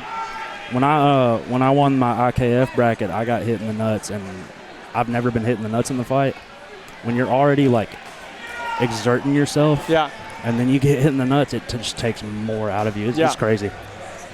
So I would definitely take every second that I was allotted. And you get for sure. 5 minutes, which is a lot. That is a lot. Yeah. But sometimes you need it. But the knee to the nuts, ooh, it hurts. Don't feel good. That's rough, man. Well, we got our first one of the night. There we go. You know, at that point, you know, obviously it's unintentional. When do you think you start deducting points for the penalties? I know Yona's really good at understanding. Yeah, he's been in the game forever, of course. How the fight goes. Definitely, both of those are unintentional. I think if it does happen again, there is going to be a point taken, though. For sure. Because after there's close 3, it was close. Oh my word! When you get 2 guys that are the same height, the same everything, I mean. And they're clinching a lot. Waistlines are the exact same. They're trying to utilize damage, and it happens. It happens. Yeah. But again, look at the head movement from Khalil, back and forth, not staying on a straight line. He's not on that line at all. But with a guy like Bam, who throws a lot of hooks, sometimes it doesn't matter if you're on that straight line or not. Like if you're back and forth, side to side, I mean, sometimes you just lean right into it. If Bam's going to be throwing that many hooks, I would love to see his elbows get tucked into his rib cage so he doesn't telegraph. That straight right from Khalil, if it would have landed. If it would have, I think there would have been some damage. Good head kick, and even when the arm is in front of those. Yeah, it still hurts. It still hurts. That's how you break arms right there. Beautiful outside low kick. I don't think he liked that one. I can't blame him. Khalil's doing really well with his rear leg feints, too. You never know if it's going to be a kick or a feint. I like it. Good jab, good jab. Keep him at bay. Khalil's doing well pressing Bam to the cage, though. He's got the body lock. Let's see if he's going to capitalize on it.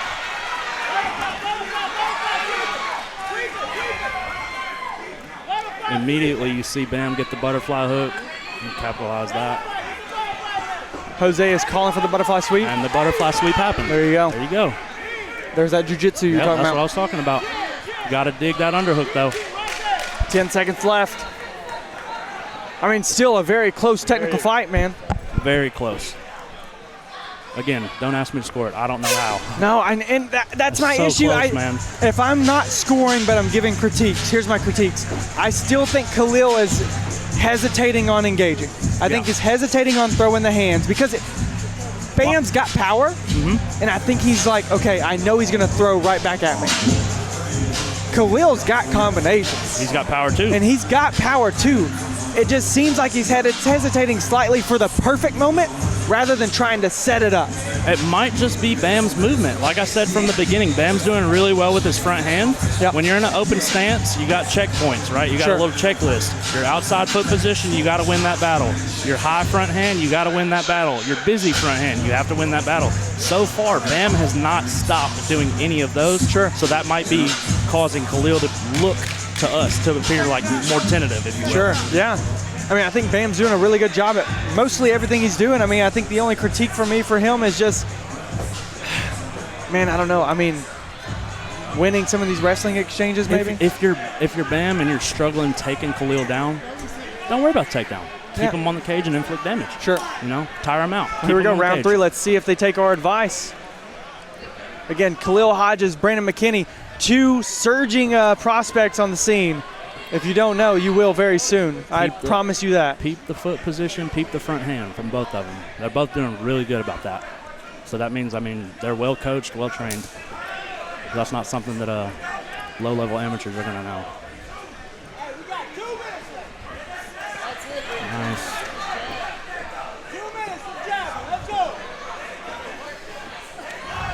I think the uppercut's there for Khalil. Khalil's getting his hips back.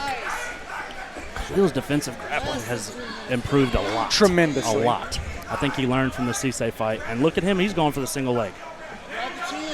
I think because of the back foot feints that Khalil has set up, I think that he could fake a takedown and go for the uppercut and land. I think I see that there. I could be wrong. Got to scramble here. You got to scramble. Who ends up on top? Looks like Khalil. Bam's not in a bad position. No, he's got that leg. Yep, and he brings it around now. You got fireman's carry right here. And he ends up in a good position. Going for that ankle. Got to get your hips in, though. You got to get your hips in like a deadlift if you're going to go for the single. Scramble, scramble, scramble. Beautiful Bam ends sweep. up on top. Beautiful sweep. But look Going at for Khalil using the butterfly hook. He's right back up. Guys, if you're not an MMA fan, you may not love this fight, but holy moly, if you love the game, man, this is a tremendous fight. If you know what you're looking for, this is a technical battle. And especially out of 35ers, that's what I want. There was a grimace there from McKinney. I'm not sure what's going on. I think he accidentally grabbed his nuts, dude. Dead serious. Bam's got to get that right leg Going out. for the back. Ooh, Oh my gosh. Uh-oh. He might have it. He has it. He's got him locked out. He has He's it. got a flat. Bam taps. He has Khalil it. Hodges, third round. Rear naked choke. Wow. What a comeback fight for Khalil Hodges. Great fight. Great fight. Great technical battle. Wow. Third round rear naked choke. We've talked about how we've seen the submission game for Khalil improve over time. Yeah. And he was able to find it, and he was able to get it. Every time we see Khalil, he only gets better. You know what I mean? Even in his losses, he gets better. I love it. It was the blonde hair. That's what did it. It was the blonde hair. Great fight. Great matchup. Shout out to Brandon. And here's the thing, McKinney's going to be probably fighting in August. Like, I guarantee you. He's active. He's super active. This is just, again, another learning lesson. I think Grady Sue Hurley instills that in those guys. Like, oh, for sure. Man, we just keep going and going and going. I promise you, Grady's over there telling him right now, keep your head up. You know, it's fine. He did a lot of really good things. He did. But also, you never know how much those fouls take out of you. I think he tweaked his ankle in that second round. And I honestly think Ladies and gentlemen, referee Yona Israel has called a stop to this contest at 2:02 in the third round, declaring your winner by submission, Khalil Bill Hodges. It's the blonde hair. Keep it, Khalil. Man. If you're listening, later on, keep the hair. Yep. Man, what a fight, Khalil. That was a great fight, great matchup. Love it. Love the energy. Bam, if you're listening, just keep your head up. Was that your plan the whole time? Yeah, I really wanted to get a submission this fight because I know I got knockout power, but I just want to prove I'm an MMA fighter instead of a striker. Did you know that the gas tank was going to play a factor in this and give you the edge over him? I'm not going to say that. All I know is I put in the work, and, it's good to see the benefits of that. Man, congratulations on this win. What's next for you? Man, I'm looking to fight dogs, I ain't going to lie, because I want to go pro, so I'm looking to fight good guys. But before I get off this mic, I want to first thank God and thank my wonderful team in Shackleford. I wouldn't be here without y'all, and I want to thank everybody who came out to see me. I appreciate it. Thank you. Congratulations. That's a tough one for me because I love both guys so much. But if you're a fan, that's just a great matchup, a great fight. I'm telling you right now, 2026, Khalil Hodges, surging star. Like, he already is a surging star. I think you give him 3 to 5 more fights, and he's knocking on a professional door. 100%. And I like that you say 3 to 5 more. He's already had 5. Get him to 10. You know how I feel about the amateurs. I think you have to get 10. I think 10's the sweet spot, depending on your development. Man, here's I'm my not question. even mad if people go to 20. So but that's just me. Here's my question. Ladies and gentlemen, this time we'd like to acknowledge someone very special to us here at Hub City MMA. If you follow his social media, he's everywhere. You see him on ESPN, UFC, bare knuckle boxing. He's won 5 different world titles in 5 different weight classes. He's in the International Hall of Fame, the former light heavyweight champion of the world. Give it up for our very own Anthony Maness. Legend in the game. What's awesome, I knew Anthony when I was probably 8 years old. Yeah, I think I've heard this story. And when I first started Knuckle Sandwich, I saw him at a fight in Clarksville. He was like, I didn't know you were doing this. And he was like, you can interview me anytime you want to.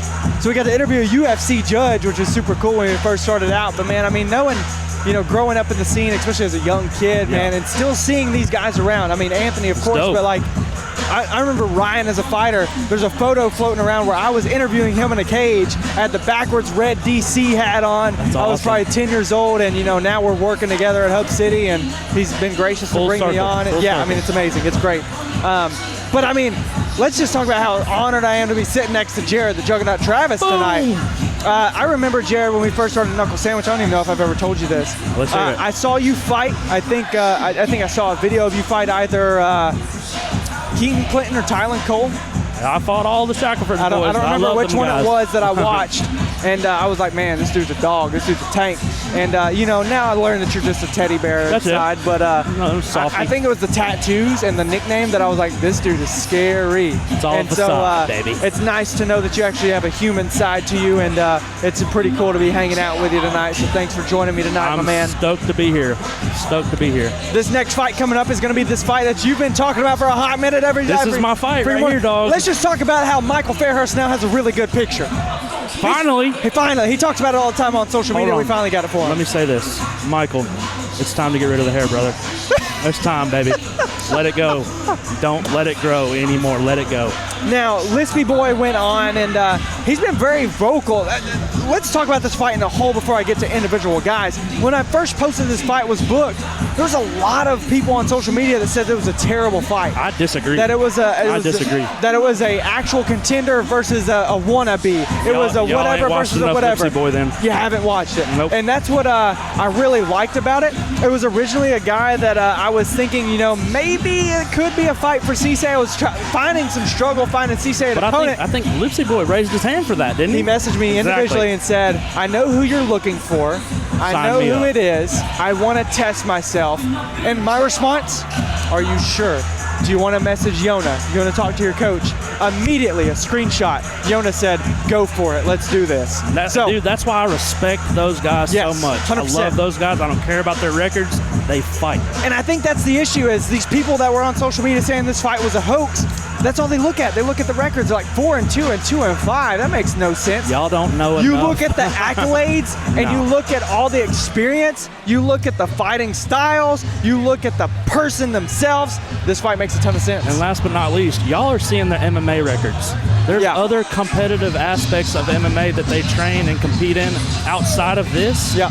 Michael has probably competed 20 or 25 times. Purple belt in jiu-jitsu. And it shows. 2-time kickboxing champion. And it shows. I mean, the guy is the real deal. Hold on. Don't forget about the cup grab, Yes. Man. The mind games that Lispy Boy plays will get everybody every single time. We saw it last time at the fairgrounds against Trevor Grice. Yep. They had a lot of animosity going in the fight. He got under Trevor's skin a little bit and was able to get the win. And you got Trevor fighting for a belt. You got Trevor fighting for a belt. So yeah, don't count this guy out, man. Now, I will say, he has been much more focused. He has.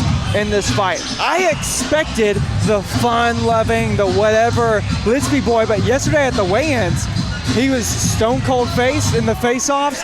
He was stone cold in his answers. I told him, I said, man, you got anything to say? Like, I'm waiting for that. He said, I respect Cisse. I know how good he is. I want to test myself.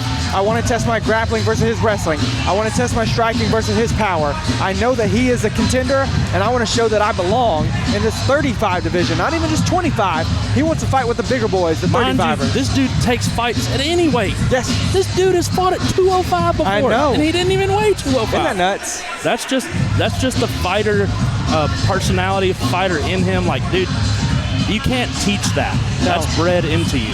And I'm genuinely very excited to see this side of serious Lispy boy and what it's going to take, because it's not like he looks nervous. He looks locked in. Yeah, he does. And guess what? If you think that record means anything, Lipsy boy has a lot of avenues for victory here tonight. He's a good kickboxer. He's really good with his jiu-jitsu. Really tricky with his jiu-jitsu. All of Yona's guys are really tricky with their jiu-jitsu. They are. Bushido's a very underrated gym. Yeah, I went to their last show up in Kentucky with Manny when Manny fought Jared Gonzalez. Their heavyweight, Sam Sloan, underdog in the fight. Took no hurt. Submission. Yeah. Like, their jiu-jitsu can't be slept on. So you got a wrestler in Cisse who's coming in fighting a really good jiu-jitsu guy, but also a decent kickboxer. So don't sleep on this fight. Well, I've been stoked about these past two, this fight and the Khalil and Bam fight since Brandon told me about them. Yeah, and let's shine some light on Cisse here again, fighting at the wild side. We've talked about wild side all night long. They come prepared, wrestling heavy most of the time, and but pressure. That's what they live by. You look at Jason Danner, you look at Nate Landwehr, you look at those guys. It's pressure all the time. Shout out to Jason Danner as well. Just got that PFL win. Original main event of Hub City Fight Night X. I'm taking the credit on that one. I normally don't. I will. And I will say too, we always think about wrestling from Wildside. You cannot sleep on their Muay Thai. They have some great Muay Thai at Wildside. That's true. It's one of the gyms that I look at as a competitor, and I'm like, if I got to fight one of those guys, I got to be for real. I got to be locked in. They have some budding 170s over there that I think would make some great fights. Muhammad Cisse on his way. We talked about the mind games of Lispy boy. Well, Muhammad Cisse is all about some chess, man. He loves to play chess, and I think he plays chess in the ring as well, in the cage. He's not a checkers type of guy. He's not simple. He's hard. He's complex to figure out. We talked about it with the Khalil Hodges fight, but he was able to really neutralize Khalil Hodges, which is not an easy thing to do. We just saw him take out McKinney, right? So I think that Cisse's game is tough to figure out. In his fight against Peyton Tudor back at Fight Night 9, I mean, he arguably wasn't really on top, and then all of a sudden, a minute left in the fight, he gets on top and has Tudor quit on the stool. I mean, he has this relentless mentality about him, this forward, go. And it's also something that you can't be taught. Like, that's a dog inside of you that is just bred into you. Coming on this 2-fight win streak. And now, seeing both of these guys walk out, I'm even more excited because they look fierce. Yeah, 100%. And Lispy boy hates fighting late in the cards. He told me. He does. He wants to be first. Yeah. I mean, I understand that. He wants to enjoy the night. I hate the wait. Ladies and gentlemen, this next contest is set for 3 3-minute rounds they look like they of want to tear each other's head MMA action. When the fight begins, the man in charge, referee Tyler Martin. Cisse looks and now introducing first, fighting out of the blue corner, weighing in at 135 pounds, from Paducah, Kentucky, representing Bushido MMA, Lispy boy, Michael Fairhurst. He looks locked in. He does. I've never seen him like this. And his opponent, fighting out of the red corner, weighing in at 136 pounds, from Louisville, Kentucky, representing Wildside, Muhammad Cisse. Jared Travis just wrote fight of the night, ? 100% potential. 100% It's going to be hard to beat that McNeely fight in Reigns, but hey, so far just looking at these guys, this might be it. Here we go. I would expect a lot of grappling exchanges, though. Well, I mean, Cisse said he wants to try the stand-up and see how he fares. And there's the cup grab. There's the mind games. Here it comes. Grab. I would not do too much of it, though, because dropping those hands against Cisse is not a smart move. Right, he's a big, powerful dude. He's stocky. Look out. Ooh, that was big leg beautiful. kick. Great timing, too. Another open stance, but you see Cisse is really the only one using the front hand outside foot position. Yep. We're back to this orthodox versus southpaw. Battle the lead foot. I mean, Fairhurst staying on that outside. Ooh, but a big shot by Cisse, barely misses, and a big takedown as well. That's that power, that stocky build that we just talked about, man. But look at the armbar! What I tell you about the sneaky jiu-jitsu with these guys, man. They look for that all the time. I mean, he's hitting hard as he can. Cisse's powerful. Good Lord. The elbow's out, so I don't think it's necessarily a big threat, but it is turned, so Lipsy could, just like in the Grice fight, he could adjust it. Yep. But that's a hard position to be in. If you don't have it, you got to get the heck out of there. Let it go. Get back to guard. You can go for an inverted triangle, but You really, ooh!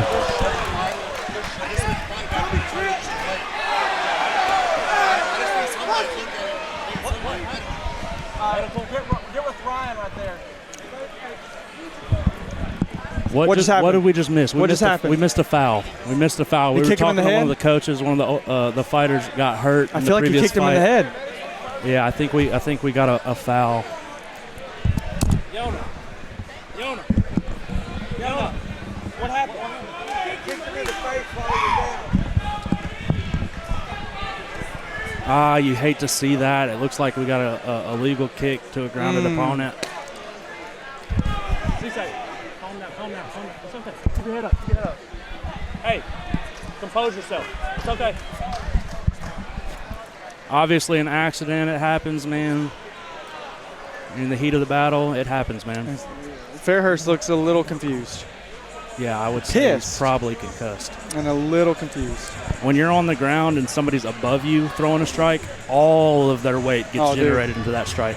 I mean, he hit him hard. I heard it. I just didn't see it. That doesn't look good. Prayers to Lipsy boy. It does not look good. Okay. We missed it. One of the coaches from the previous fight said that I guess Bam was what hurt, I was needed saying. a paramedic. Oh, they called it off. He's arguing it, but at the same time, you can't help that, man.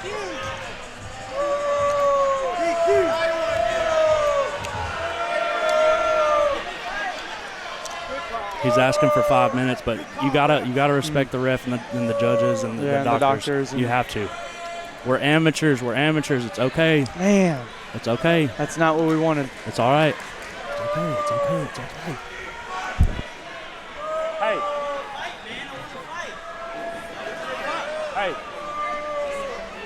Man.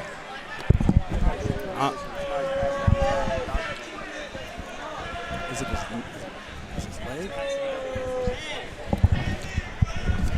Mike. It's okay. Calm down. I mean, you can tell Lispy Boy is Neither upset. one of them wanted that. I mean, it's obviously an accident. Cisse didn't, he wasn't intending to do it. Cisse came straight over to us apologizing. Obviously an accident, but you got to respect the ref. You have to. Ladies and gentlemen, referee Tyler Martin has called a stop to this contest at 118 in the first round for an illegal strike. Your winner by DQ, okay. It happens. Lispy Boy Michael Fairhurst. It's all right. It happens, guys. That's definitely not the win that Fairhurst wants. That's all right. He's a real fighter. He doesn't want to win like that. It's okay.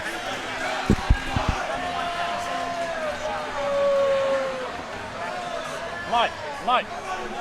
I'm right here with your winner. As any fighter, nobody ever wants to win like that. Both of these fighters trained a long time to get ready, and on the technicality, get a win like that. That's why you've seen him throw the medal down. But you did put in the work for this man. You deserve that, man. What all did you do to get ready for this fight? I don't even want to answer shit like that, man. Muhammad Cisse and I, you doing it back? I'm sorry, guys. I thought I could get some time. I can't hear. I really wanted to keep fighting. Please, I don't want that win. That's a bullshit win. Muhammad Cisse versus Lispy Boy. Please, let's run it back. It's fucking stupid, man. I like it. That's respectable. It's okay. Well, man, y'all that's respectable. It's all good. It happens. Put on shows, and especially if there's a revenge match or a rematch, they definitely like that. So we'll talk to them and see what we can get worked out. So all the fans out there, you got to understand, we're in here throwing body parts, throwing limbs at people. Accidents are going to happen. It does happen in contact sports. Both of these guys are game. They're really good, really technical. And what were you thinking when it happened? Not in a bad way. I just saw the shot. It was open. I took it. Forgot about the rules and shit. I apologize to everybody in here. I know that's not how y'all wanted the fight to go. And Michael, I know this is it sucks winning this way, but don't feel bad because when we got here, we all was told the rules. I'm the one that fucked up, not you. So if you ever want to run it back, I owe you one, and I apologize for my mistake. Hey, that's respectable. That's respectable. That's what this sport's all about. Respect. Takes a man to do that. I know you put in a lot of work, and there's a lot of people that helped you to get here. So, do you have any shout-outs that you want to give? Yeah, thanks to Mike, thanks to Andrew. 3 months before this, me and my family weren't really getting along, but one side they pushed me to go back home and be a father, and I can say life definitely has been changing around. I'm still chasing my dreams, and my family, we up there. So, thanks. Awesome class, man. I'm glad to see that. If I wasn't a fan of Cisse beforehand, I am now just based off that reaction. That was very honorable, if you will. It happens, man. Both of y'all need to keep y'all's head up. Guys, we're about to take a quick intermission, but before we do that, our ring girls are coming around with some merchandise, and they're only going to throw it out if you make some noise. Well, guys, definitely not the fight that we've wanted right there. Cisse with the illegal blow. Let's hear it, Jackson, Tennessee, make some props noise. to Cisse for acknowledging that he was the one that did the wrong, that he was the one that didn't listen to the rules. It happens. We're human. And, as a matchmaker, I would love to put that one back. I think there's a lot there. I think there's a lot of fight there. We saw the power, we saw the explosiveness from Cisse. We started to see some of the submissions from Fairhurst. I think it would have been a great fight. We will definitely get that one rebooked as soon as possible. As soon as I can, it's going to be on another Hub City card. We're going to take a quick little intermission. We've got some medical things going on. We got to get some fighters squared away. We still have Ernesto Pinuelas and Austin Little next. We then have our title fight, Trevor Grice and Caleb McBride. And then the moment 99% of the people have been waiting for, the professional fights of Hub City Fight Night X. The first time in 13 years that Pro MMA has been in Jackson, Tennessee. Lane Rowe, Devin Evans, Adrian Grundy, Nick Telehuse. Taking a quick intermission. We will be right back.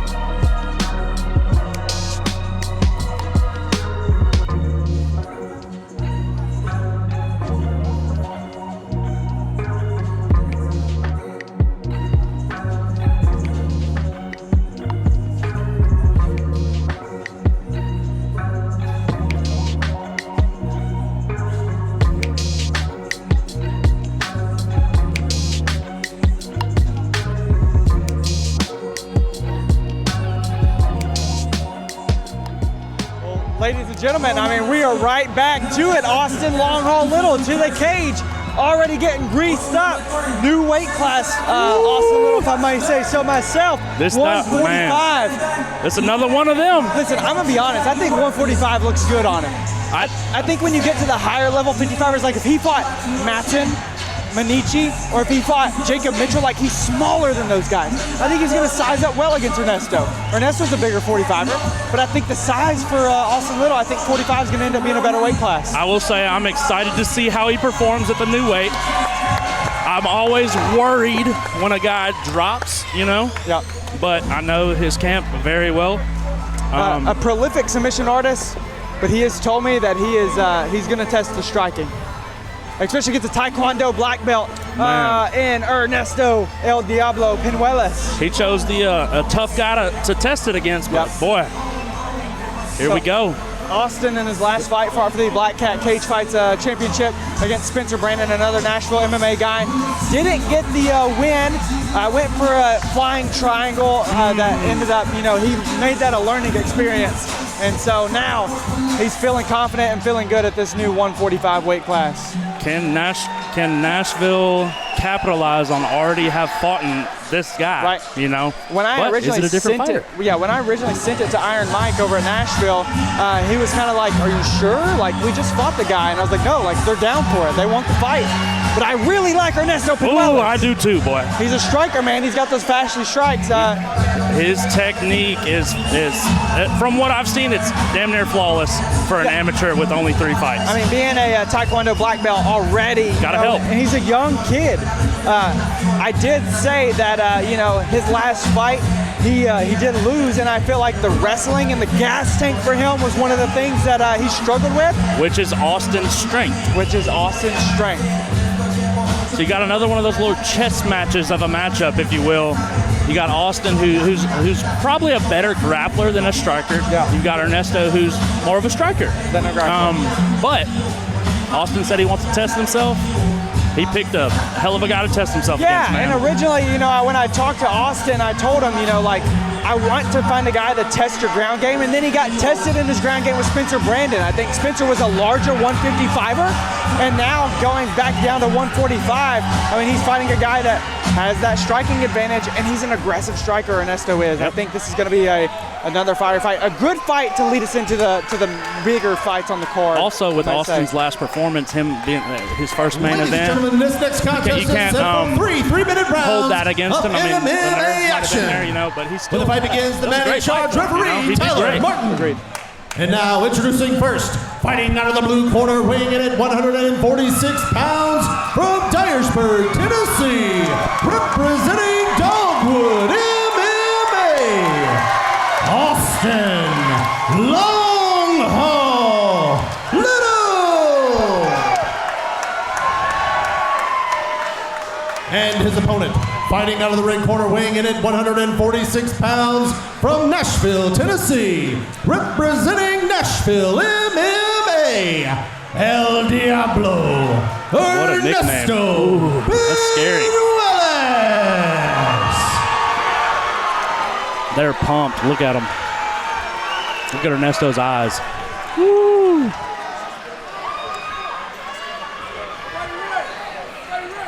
Here we go, guys. Here we go. I'm curious. Let's see if we test the stand-up Austin Little does. Just a few things off the rip. Look at how tight Ernesto's guard is versus how loose Austin's is. Yep. Austin better tighten that up. And there's the Taekwondo. 3 kicks in a row.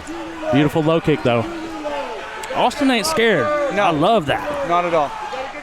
He wants the challenge, just like we talked about in the last one. Lipsy Boy said, I want the challenge. Kicks. Austin wants the challenge.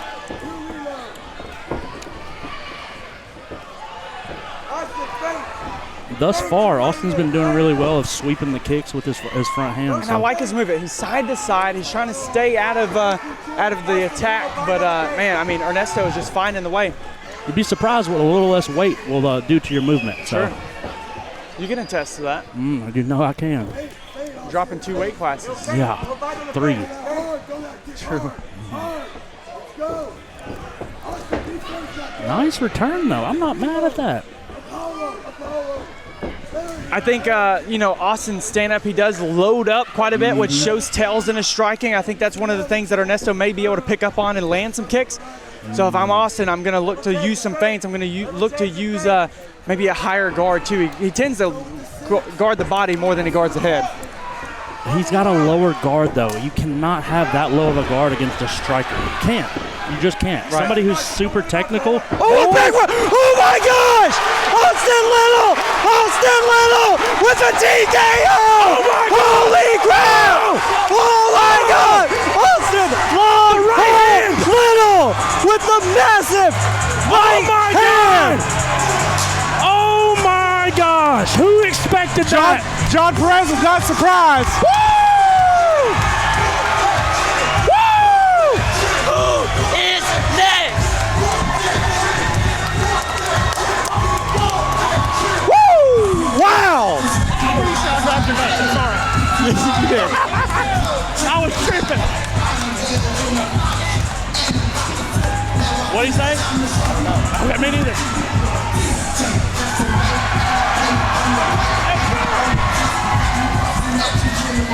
He timed that right hand perfectly.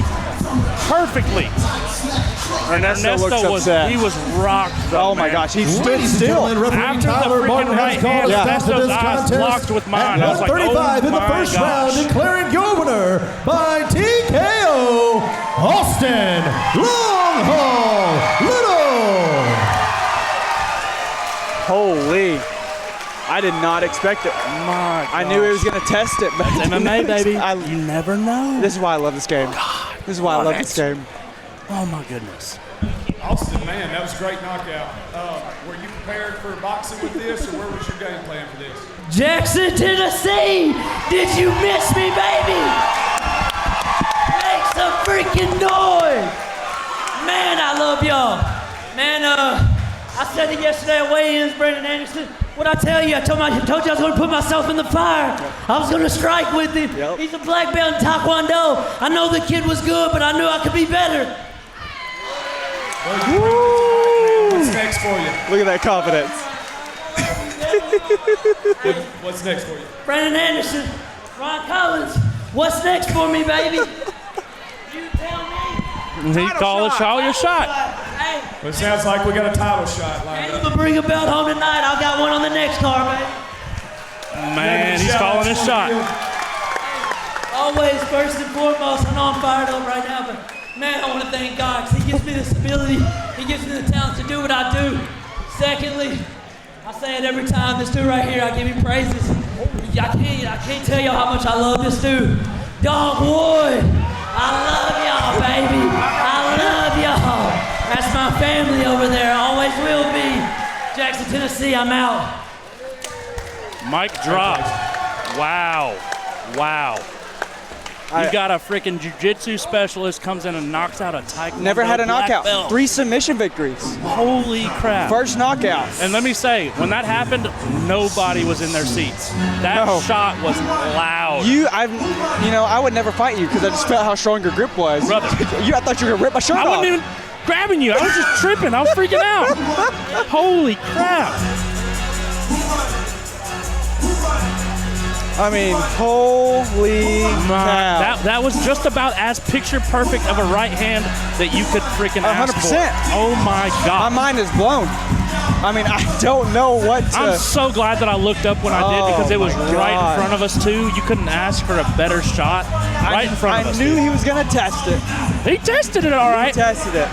And you can't freaking be mad about that stoppage. When he got him against the cage, that was good stoppage. When he got him against the cage, I saw his eyes just lock onto Ernesto, and I was like, oh, he think this is it. This is it. Goodness. He saw the finish. Austin Longhaul Little just lit this place on fire. Dude, my heart is racing still. Yeah, I'm sweating. Literally. I just started sweating. I thought you were going to throw me into the cage. I mean, I thought about it.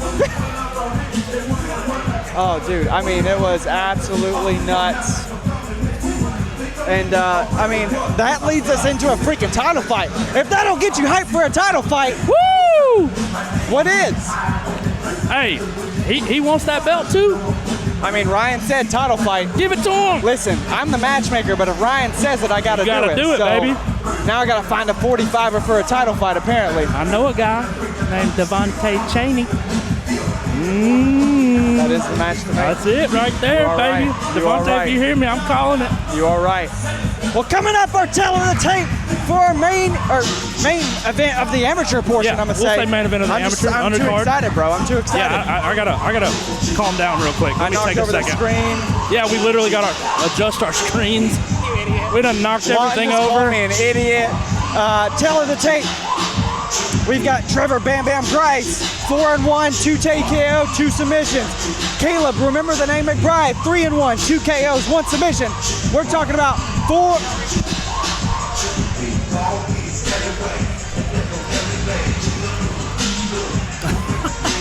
Tyler Martin, the referee of the fight, just came over and said, good job. Like, holy moly. Man. What was that? The title fight. Yeah, the title fight. We're at the title fight. Oh, my God. Listen, 7-2 combined record, 7 finishes, 6 first-round finishes. I mean, like I said, it doesn't get much better than these 2 guys right here. Now, if we look at it and we dive even deeper, I do think that the strength of schedule for Caleb McBride has been harder. But, I mean, with that being said, you know, Trevor Grice coming into Jackson City, Caleb is coming into enemy territory. He's going to get a lot of boos. He's going to get a lot of hate. He's going to get a lot of fire. But man, this fight's super close. What's your breakdown for these 2 guys? The strength of schedule might go to Caleb, but my personal opinion, I feel like Trevor may be more well-rounded. All right, but we've only seen his abilities against, I would say, quote-unquote, lesser opponents, not being disrespectful. But this is a hell of a matchup, and Caleb, his teammate, just got that knockout. I bet that turns him up, you know? I mean, come on. Yeah, how can you not be turned up after your teammate just did that? The Dogwood locker room's got to be on 10 right now. And mind you, half the crowd is Dogwood guys, you know? They were turned too. Caleb coming out, how can you not be just... Austin Little always brings the biggest crowd. He will be on every single freaking Hub City card if I can. I mean, he just said, Jackson, Tennessee, did you miss me? I bet you they do now. Yeah, I already miss him. I want him to come back again already. Already want him to come back again. This has been like a picture-perfect night of fights so far. Thank you. Golly. Shout out to Brandon Anderson on that match. I don't need shout out to the fighters. They're doing it. I just match them together. Listen, originally I had Connor Sledge getting that knockout of the night, performance of the night, in my opinion. But yeah. Not no more, my boy. Austin Little just surpassed it. Sorry about your luck. Woo! Look, I'm sitting by a judge. Judge looked at me and said, oh my God. He didn't have to do anything for that one, though. But yeah, let's talk about the title fight. Good Lord, let me get off that knockout. If we look at accolades, we already have 1 belt for Trevor Grice. He won that black tie cage, goodness gracious, black tie in boxing. We're just all tongue-tied right now. Yeah, I'm still boggled. Won the black tie in boxing 125 championship back in January against Brandon Serrano. Late notice, 8-hour notice, Brandon Serrano fills in. You know, again, I still feel like that strength of schedule is going to play some kind of factor. I don't know what, but if you look at like the BJJ background, blue belt, 3-stripe, purple belt. If you look at the strengths, cardio, I mean, Trevor's been going to freaking Japan running half marathons, bro. Like, he's running in races every single week. So I think even going to a 3rd round, if this was 5, I think we went to 5, that'll play a huge thing. This is only a 3-round fight, though. So I don't know how much of that cardio is going to play in. I think it will. But realistically, Caleb's got good cardio. He does. We've seen him go to 3rd rounds before. So I think that, you know, I think Trevor's cardio is probably going to be better. I'll piggyback off of you and talk about the strength of schedule. Caleb has only lost to Ethan Forrest. If you know anything about Ethan Forrest and where he trains at, that kid's young. He's 17. He is a bad son of a gun. Yes. That's the only loss Caleb has had. Okay? So coming into this, dude, this is a toss-up, man. I'll be honest. Earlier, I think I called for Trevor, but this, honestly, looking at the notes right here, it honestly is a toss-up. It is. It really is. And I think that's what you know, makes this fight so special. Another thing that makes this fight so special, I mean, this has been on the radar for a while. Right. Yeah, we've known about this for a while. I've talked to AJ, I've talked to John multiple times, and they both have said yes when the time was right. Right, 100%, which is good. That's cool. And what I love about this title fight in specific is we've built them through Hub City. Yeah, for sure. Both of these guys are going to have a huge crowd in tonight. And so I think because they've been built through Hub City, that makes this title fight even more special. What do you think about the path to victory for both of them? I personally feel, this is still my opinion, Trevor is more well-rounded, and I think that if he can feint and stay on the outside and keep it on the feet, he has the advantage. When you go to the ground, it starts to get a little more iffy. Caleb is a submission specialist. Now, I talked to Brent last night, and he had said, do not sleep on Trevor's butterfly guard. So I think a lot of butterfly tonight. And so, yeah, I think if he wants to get back up, he can get the butterfly sweep and get back up if he needs to find himself in trouble. Both of these guys, when they get to the ground, they're looking for ground and pound more than they are submission. Great, I love that. So it seems like they're both really going to look for that finish with the hands. Trevor has come out and said he's searching for the knockout, clean knockout. He's itching for one. His last couple fights have been rear naked choke victories. He wants the knockout itself. But Caleb, he said, and I quote, I've taken more than Trevor can give, and I've given more than Trevor can take. Woo! Woo! He's talking that shit. I mean, these two guys were very fierce in their face-offs yesterday. I just think that this is finally the right time for these two to face off. Yeah, this is. Ooh. After that knockout, this building, like the atmosphere now is just. And we got little man on the dance floor. Hey, come on now. Hey, boy. Hey. Yeah. Time of his life. Y'all give it up for Samson! Yeah. Give it up. He is living in it. I'm trying to Only stop 9 sweating. years old and breaking off moves that would put me in the hospital. At this time, we would like to recognize our presenting sponsor. Please welcome from Jackson Pet Emergency Clinic. Please welcome Christy Phillips. Good evening, everybody. We're here for Samson again.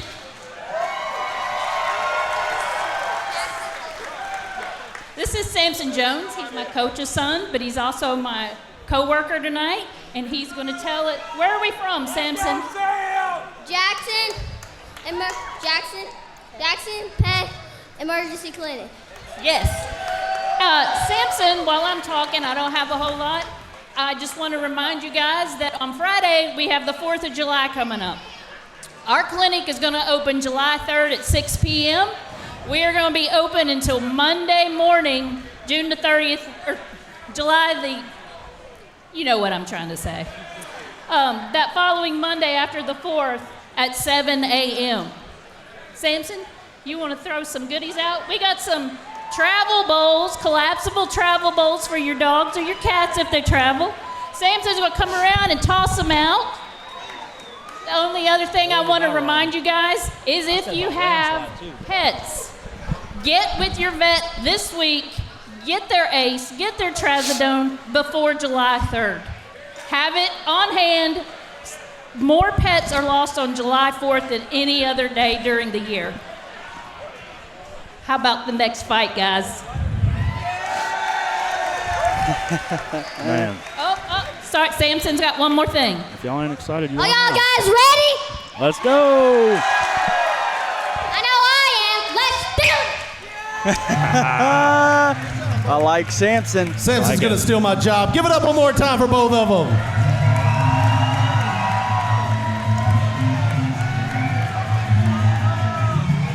Good man.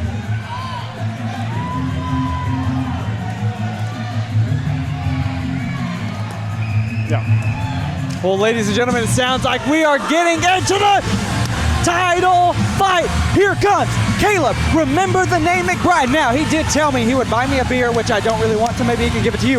If I mention that he is in a metal band called Gray Haim. So, Caleb, and your band, there's your shout out, homeboy. Now, listen, all finishes 3-stripe purple belt. We've talked about this multiple times. But look, man, I mean, Dogwood's on fire at the moment. Woo! They're 2-1 on the night. Probably a fight of the night and a knockout of the night so far, dude. Dogwood came to play today. I wanted to highlight something that I've heard you say before about that Jackson Arrow team. Okay. It made me think about it when you said Trevor's really good with his butterfly sweeps. You know who else is really good with their sweeps? Lane Rowe. Oh. Lane Rowe. We have seen that time and time again. Against the cage, he's the most composed fighter you're ever going to see. So composed. It's like he's at a tea party or something. Yeah. Well, let's not get away from Caleb McBride. Yeah, Caleb is he got his nickname from me from his first fight. He had a TKO guillotine something, and I said, you better remember the name. Caleb McBride came out with it the next time he fought. This guy is probably one of the most fierce-looking individuals I've ever seen in my life. Yeah, like, dude. no joke. This is all, like, I always talk to him like, man, like, you're short, this, or whatever, and it's no dig. I mean, he's 125 pounds, but he is the most fiercest person that I see. Yeah, he's staring a hole through everybody right now. Yeah. This is a fight they've wanted for a long time. I mean, we've been talking about this forever, dude. This is the one we've been waiting for, I'd say 6 to 8 months at least. I think I feel like we talked about this. I've talked about this probably since Hub City 7. I feel like we have, because, I mean, we've talked about it at least for the past 2 or 3 events. And here comes Bam Bam himself, Trevor Grice, all first round finishes. Avid runner, we talked about it earlier, running half marathons, 5Ks every single weekend. He's and he is that prepared. black tie champ at 125.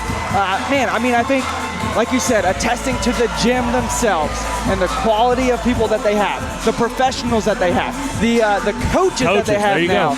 Anthony Jones has really, I mean, just started to, here, dude. you know, originally it was like, man, like he's working under Brian Hall. It was that sister gym, but now it's like, it's Arrow, and it is Arrow. 100%. They've made a name for themselves. They have made a name, and now we get to see one of the proteges, not the prodigy, the protege of Trevor Bam Bam Grice. And AJ is such a, like, if you know, like, listen to his cornering if you can. Oh my gosh. Fight. He is such a really unique mind in MMA. Yep. I respect his cornering so much. I study his cornering during the fights just because you can't do nothing but respect it. Yep. Here we go. He's coming in the cage now. I think the way that he coaches too is so special. Yeah, he's so super loud encouraging. too. He's loud, he's encouraging, and he, man, I mean, it's like he knows how to get his individuals to do the right things. Not only that, but listen to AJ.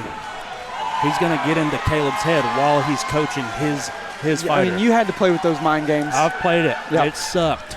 I hated it. Well, let's get to Richard to kick this title fight off. Ladies and gentlemen, this next contest is set for 3 3-minute rounds of MMA action. When the fight begins, the referee, Tyler Martin. This is for the Hub City MMA Flyweight Championship. Jackson, Tennessee, it's fight time! I love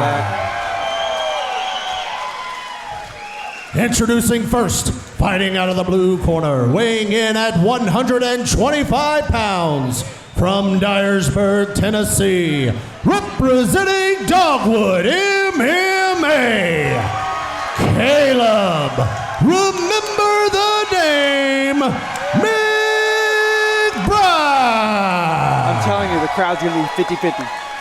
So what would we call this, the featured bout? And his opponent, fighting out of the red corner, weighing in at 124 pounds, from Jackson, Tennessee, representing Arrow Martial Arts, Trevor Bam Bam Grice.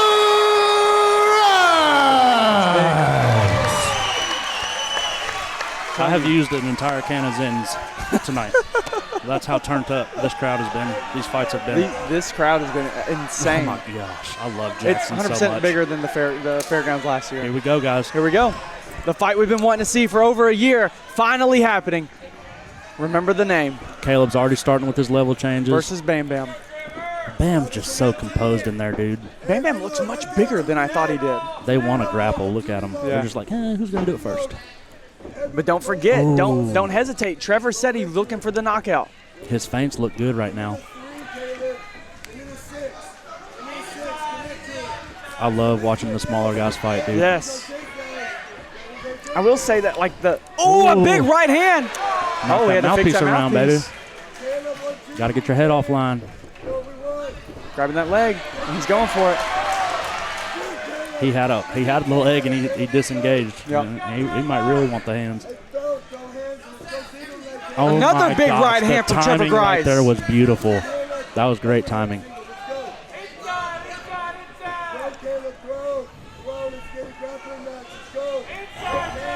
Oh, they're Caleb was throwing swinging heat. for the fences They're right there. throwing heat. Still composed, though, too. Like, I feel like there's respect, but there's also some animosity between these two. I don't even think they're breathing. No, that's what I'm saying. The cardio. Must be nice. Like nasal breathing right now from both guys. Halfway through the round, not even breathing out the mouth yet. Something I'll never know. Yeah, your gas tank. Both of them got long hair, too. Turn up. Oh, nice. And this might be what Caleb wants. Look at the disengage from Trevor. I mean, I think he knows, like, hey, the 3-strike purple belt, maybe that's in his head, and maybe he feels like the striking's better for him. Let me try to listen for his corner. And there you go. That might be a game plan. I don't know, but he's done that twice now. He's had a leg. He's had a body lock. Oh! Oh, my gosh! Trevor Grice with a big right hand. Did he call his shot? Caleb's recovered well. Oh, he's going rubber guard. Oh. Caleb's going rubber guard. That's high-level stuff right there. I mean, you're seeing this from a 4-fight guy right now. Caleb's going rubber guard. You rarely see rubber guard in an amateur fight. Way to recover, though. Yeah, I mean, 100%. Because that was a hellacious right hand. Two hooks, yeah, left, right, dropped him. I mean, the left caught him, the right dropped him, right? So, I mean, yeah, way to recover by Caleb McBride. Trevor's on top, half guard. Caleb's got the lockdown. You can sweep really well with the lockdown if Trevor gets his weight too far forward. And he's holding onto that lockdown for dear life. Yeah, man, I think it's just survive the round at this point kind of deal, right? So, for Caleb, with that lockdown, you can sweep him over his right shoulder, but Trevor needs to get his heel to his butt to get the lockdown cleared. I don't think AJ in the corner is seeing the lockdown yet. Lockdown's a great position to be in if you need it. Well, that's one round for Trevor right there. Another hellacious right hand. What's going on tonight? He's landed what? He just landed 3 good right hands that kind of stumped him, and then the third one dropped him. If I'm Caleb, I'm starting to grapple. I don't want another one of those. And I was gonna talk about Caleb's kind of stand-up. He's weird. He's a little stance. funky, you know? Yeah, like the palms out kind of deal, but he looks very tight. He doesn't look loose, right? I think that's because he's a brick. You know, he's super stocky, you know? He's got to be one of the bigger guys. He does have a weird stance. Trevor is more like, you know, technical boxer stance, if you will. Really high shoulders, low chin. I like what I've seen so far, though. Nice back and forth other than the knockdown. Let's see how Caleb recovers and reacts to the knockdown in round 2. Something about those little guys. They usually recover well. He doesn't even look like he's been in a fight. Yeah. He's not even breathing. Like, look at his chest. He's not even breathing. You know what I would love to have is those heart rate monitors that they have for, like, Merab and O'Malley. Probably like 60 right now. Bro, I wish. When Austin Little got the knockout, mine got it to like 900. Another big right hand. I mean, he's looping those hooks, but they're landing. Caleb's loading up a lot, though, and I think Trevor sees it. Dude, they're chunking him. Good Lord. I'm just going to say this. Trevor looks much stronger than I remembered him being. I mean, his preparation as an amateur, second to none. Yeah. I've never seen somebody run as much as this dude does. No, 100%. And I've actually talked to him about that. Like, I messaged him like, dude, what are you doing? Yeah. How do I do it? I guess I got to lose 100 pounds. I don't know. Mean, you just got to have a love of hating yourself, I guess, to run that much. Oh, beautiful teep. Oh, see, those take the wind out of you. Those take the wind out of you for sure. What a combination. Unloading Trevor Grice. I think he might be over. Oh, my God. And it's over. TKO victory. And new Trevor Bam Bam Grice. His second title to his name. He called his shot, too, Black baby. tie, Hub City. What's next? Let's see what he says on the mic, baby. Great matchup thus far. I mean, that was great. That's everything we wanted. I'm just going to say this. If that's the level of performance we're going to get from Arrow tonight, we got 2 more Arrow fights. Oh, baby. Let me just say, I love arrow striking. I love it. I do. Love it. And look at Devontae Cheney in the ring. Another guy that I just really like. Me too. I'm a fan. There's things that both fighters can take away from that. Ladies and gentlemen, referee Tyler Martin has called a stop to this contest at 1:04 in the second round, declaring your winner by TKO and new Hub City MMA flyweight champion, Trevor Well-deserved. Grimes. Trevor came in and said, what strength of schedule, baby? I mean, his performance right Man, there. flawless. Incredible. Let's make a little noise for our champ, Trevor. And right he here, stuck guys. to what he wanted. Incredible. Great fight, man. The focus was there. Everything was on point. He had it. It looks like your coaches and your team got you together for this one. How was camp for this one? Camp was it was phenomenal. Best camp I had, the strongest I felt. I've been running a lot for the past year, so You don't I've say. been mixing 10.5 miles, 11 miles of my diet about twice a week, and running hills, man. My cardio was there. I felt strong, felt good. Well, you look strong, man. What's next for you? Well, Coach, we going pro. Going pro! Going pro. Pro next. Next time we pro. Yeah, I'm glad to see that, man. Let's hear some shout-outs. First and foremost, I always say, God, my Lord and Savior, Jesus Christ. Without him, Amen. I wouldn't be here because I came from the bottom, baby. Now I'm going to the top. But guess what? The work ain't done. We just starting. Shout out to my family, everybody supporting me, everybody came from Missouri. Everybody, love y'all. Congratulations, That man. has to Look be forward one to of the the future. faster turnarounds from amateur to pro. I mean, he just started fighting, beginning of 2024. I'm about to say, was it a year, maybe a year and a half. little over? Yeah. He's had 6 fights in a year and a half. So I was looking over at AJ while they were talking to Trevor, and AJ was like, yeah, you're good. I guess that was him saying, yeah, you're going pro, you've buddy. got the nod. I mean, at 35 years old, you've got to make that jump soon. And I mean, If after AJ a says you're performance like ready, that, yes. If AJ says you're ready. Think about it. It took you're ready. Lane Rowe 5 years to get that nod. Man, dude, that's impressive. Yeah. I didn't even think about that. Yes. That's impressive, dude. 5 years to get the nod for Lane Rowe, and Trevor Grice gets in at about a year and a half. And man, now we've reached the pro portion of Ladies the and gentlemen, course. this time we'd like to bring up didn't even the owners, notice that. founders, You promoters, brought that into my / attention. That's everything dope. to Hub City MMA. The goats Please of the welcome to the promotion are cage, coming out. Ryan and Devin Collins. What a card so far, dude. Oh, my gosh. First off, I heard somebody booing. Who was that? Oh, it's Robert. And Brandon. All right, look, we do this every show. I say the same thing every single time, but I'm not going to quit doing it because we started small at a little bitty venue, Hub City Brewing. We appreciate them. Jerry Corley. That was our starting point. Every single person sitting around this cage has helped us. The judges, the scorekeepers, the doctor, the DJ, and all the sponsors. We've thanked them multiple times tonight. I cannot thank you enough for keeping and supporting Hub City MMA and local MMA talent. Everybody who bought a ticket tonight, thank you.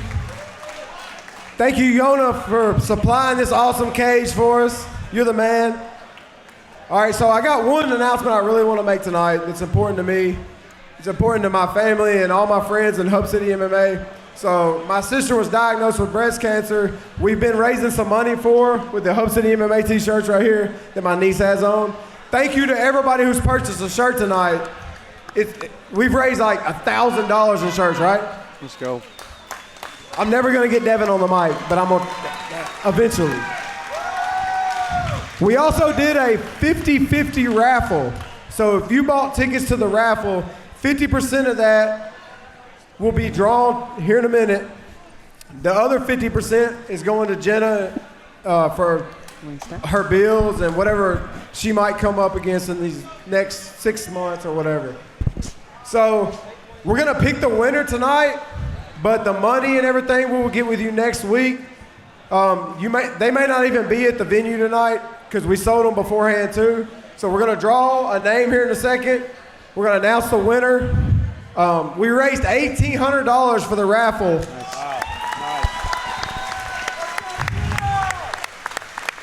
half of that will go to the winner, half of that will go to Jenna. Yep. And like I said again, thank you from the bottom of my heart. Thank you for everybody that wore the shirt, bought the shirt. Even if you thought about buying the shirt, thank you. I know there's a lot of, just tonight I found out there's a ton of survivors from cancer in this building that we've met already just talking about it. So prayers to everybody that's fighting that battle, or if you got somebody in your family that's fighting that battle. So we're gonna let my niece Kellen and Jenna's best friend, Devin, we're gonna draw a name real quick and announce the winner. Like I said, we'll make the money and make sure the winner gets the money next week. All right, here we go. Just pick a name. All right. The winner is Christina Smith.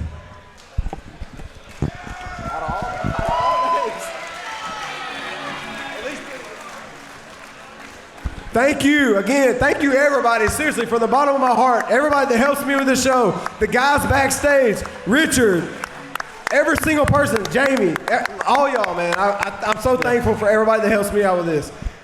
Tonight, Cody's Sports Bar and Grill for the after party. I'm going. They got a live band till 1 p.m. They've revamped the whole place. Come check it out. I'll see y'all there. Free beer. 1 free beer.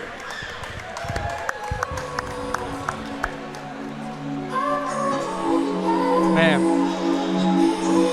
let's go. Incredible moment. Yeah, if you still have a chance to donate, to buy a shirt, I know the link is still live.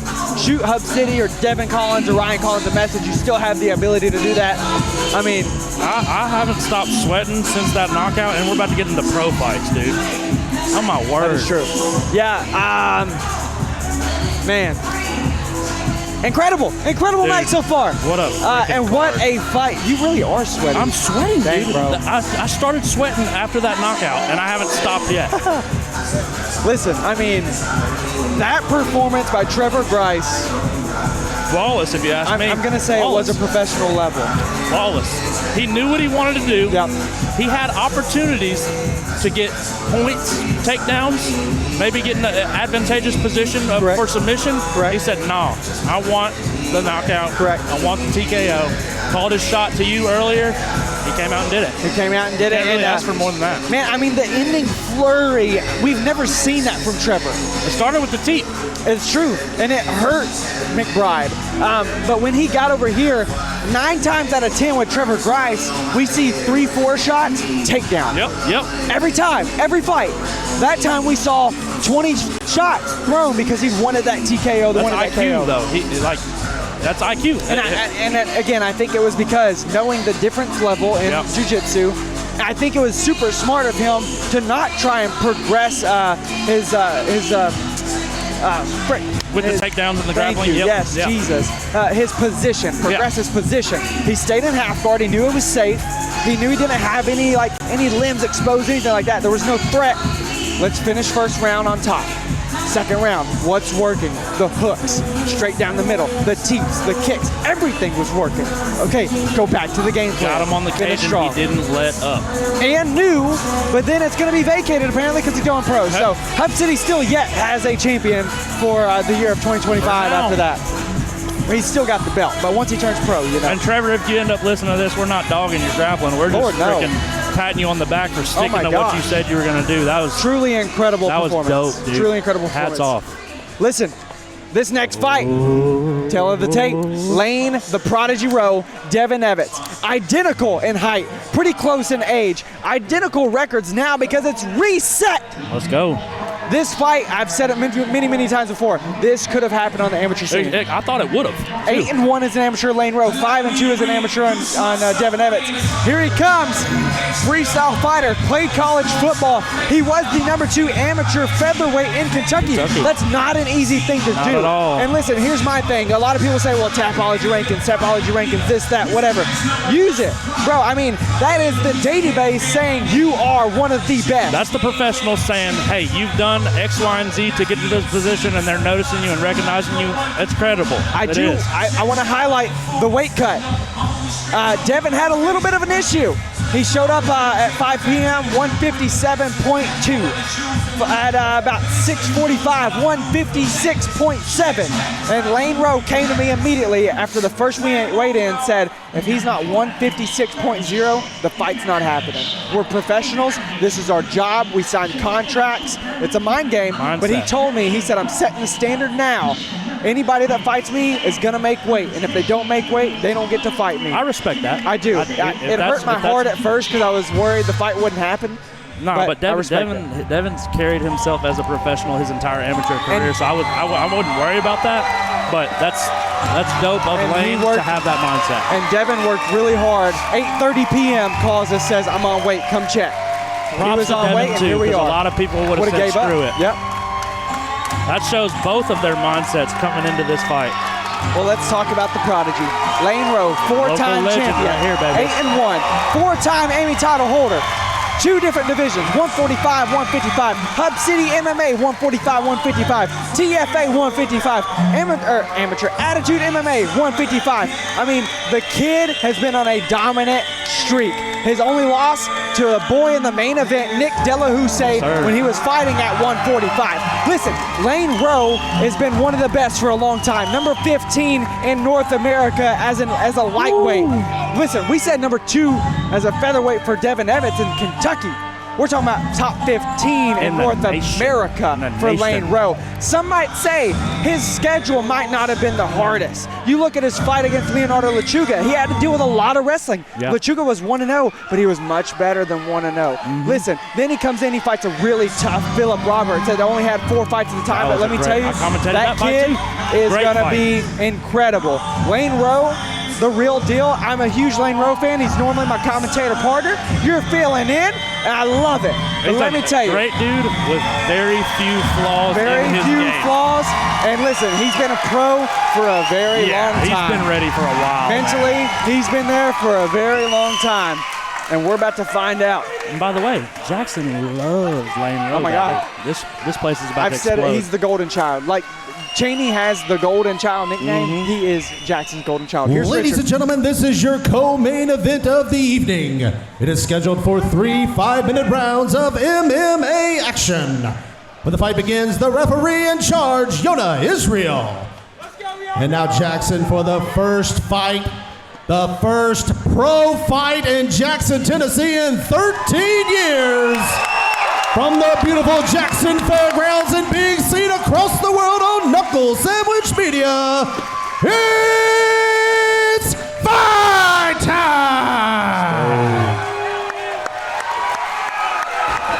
Introducing first, fighting out of the blue corner, making his pro debut, weighing in at 155 pounds from Central City, Kentucky, representing Hayes MMA, Devin Evans.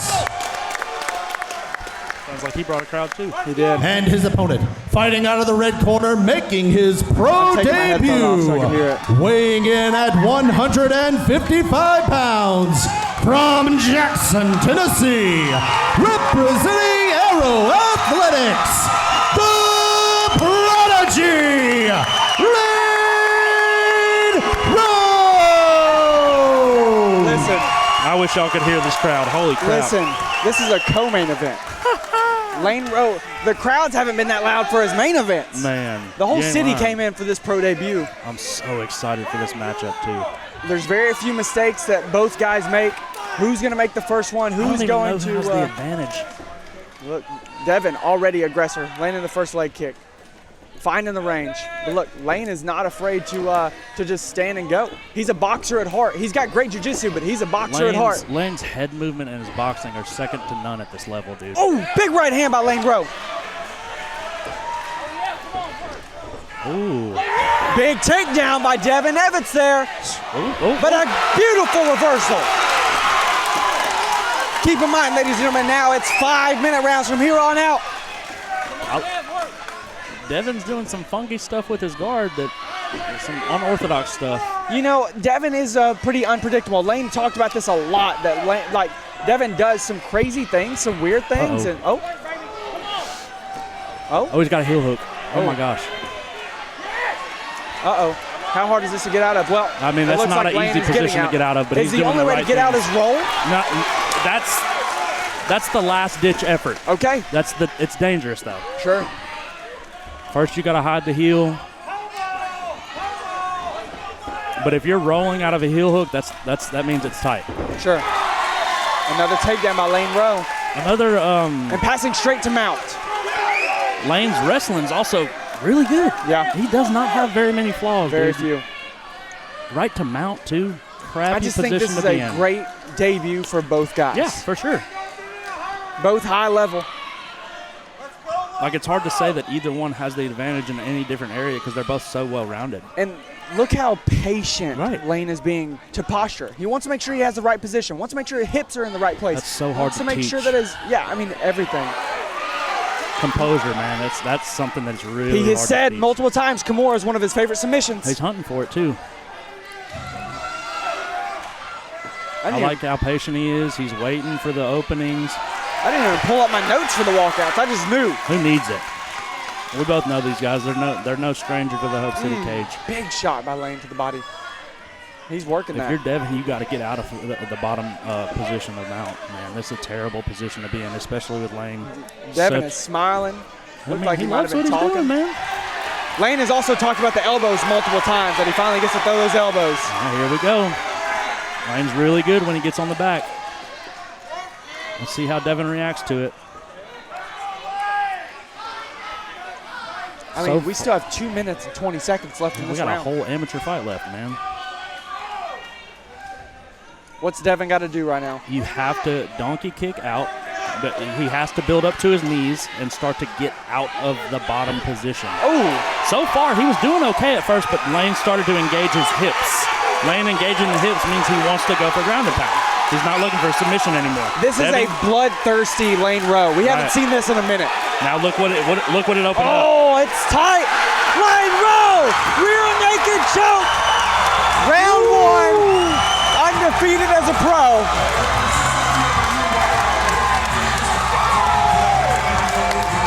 Woo. That man's a problem, dude. I think not the prodigy. He's a problem. Layden's going to be very, very, very good. He's just so technical in everything that he does. That dude. proved it right there. Like I said, we have not seen that kind of Lane. No. The bloodthirsty, like looking for the finish in a long time. We've seen a lot of decisions from Lane in a row, but man, this dude is living it up right now. The man of the hour right now. And we still got one of his teammates to go. Lane Rowe!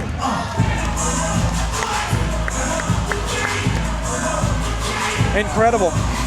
Incredible.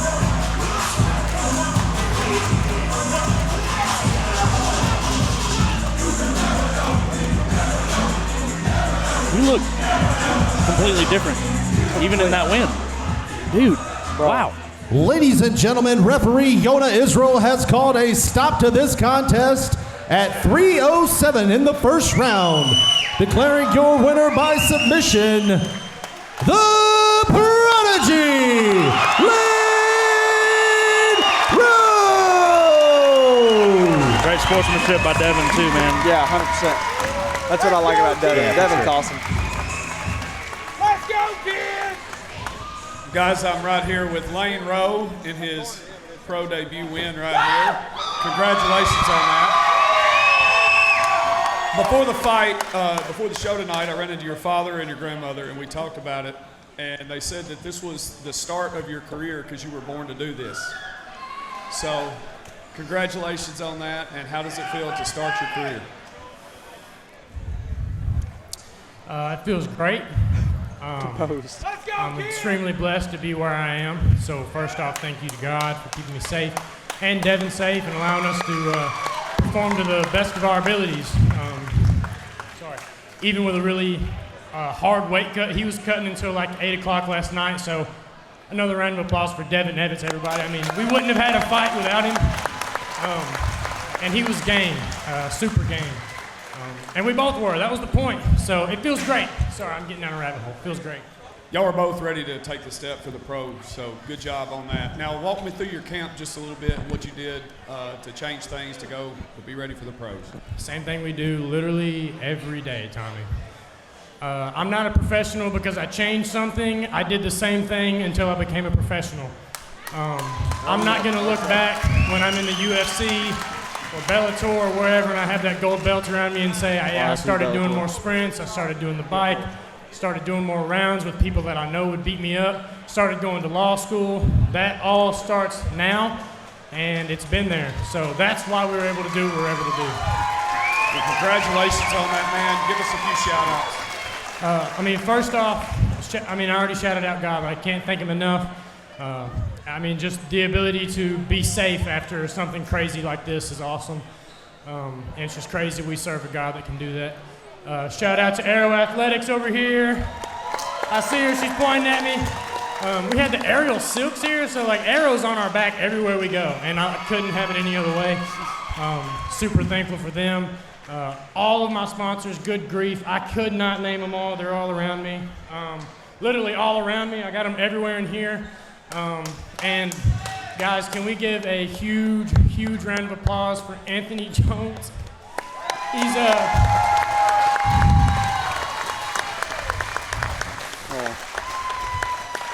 Y'all know what I was gonna say.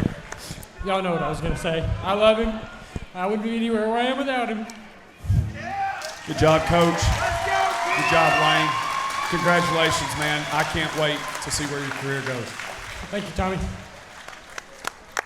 Lane Rowe, the prodigy, 1-0.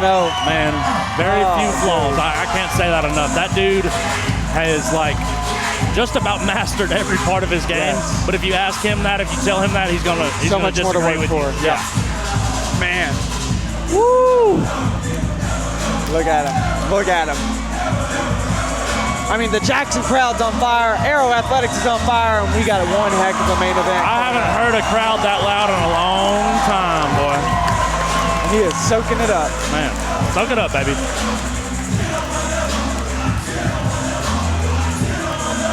Man, the whole crowd's emotional. I see multiple people crying right now. As a family. Man.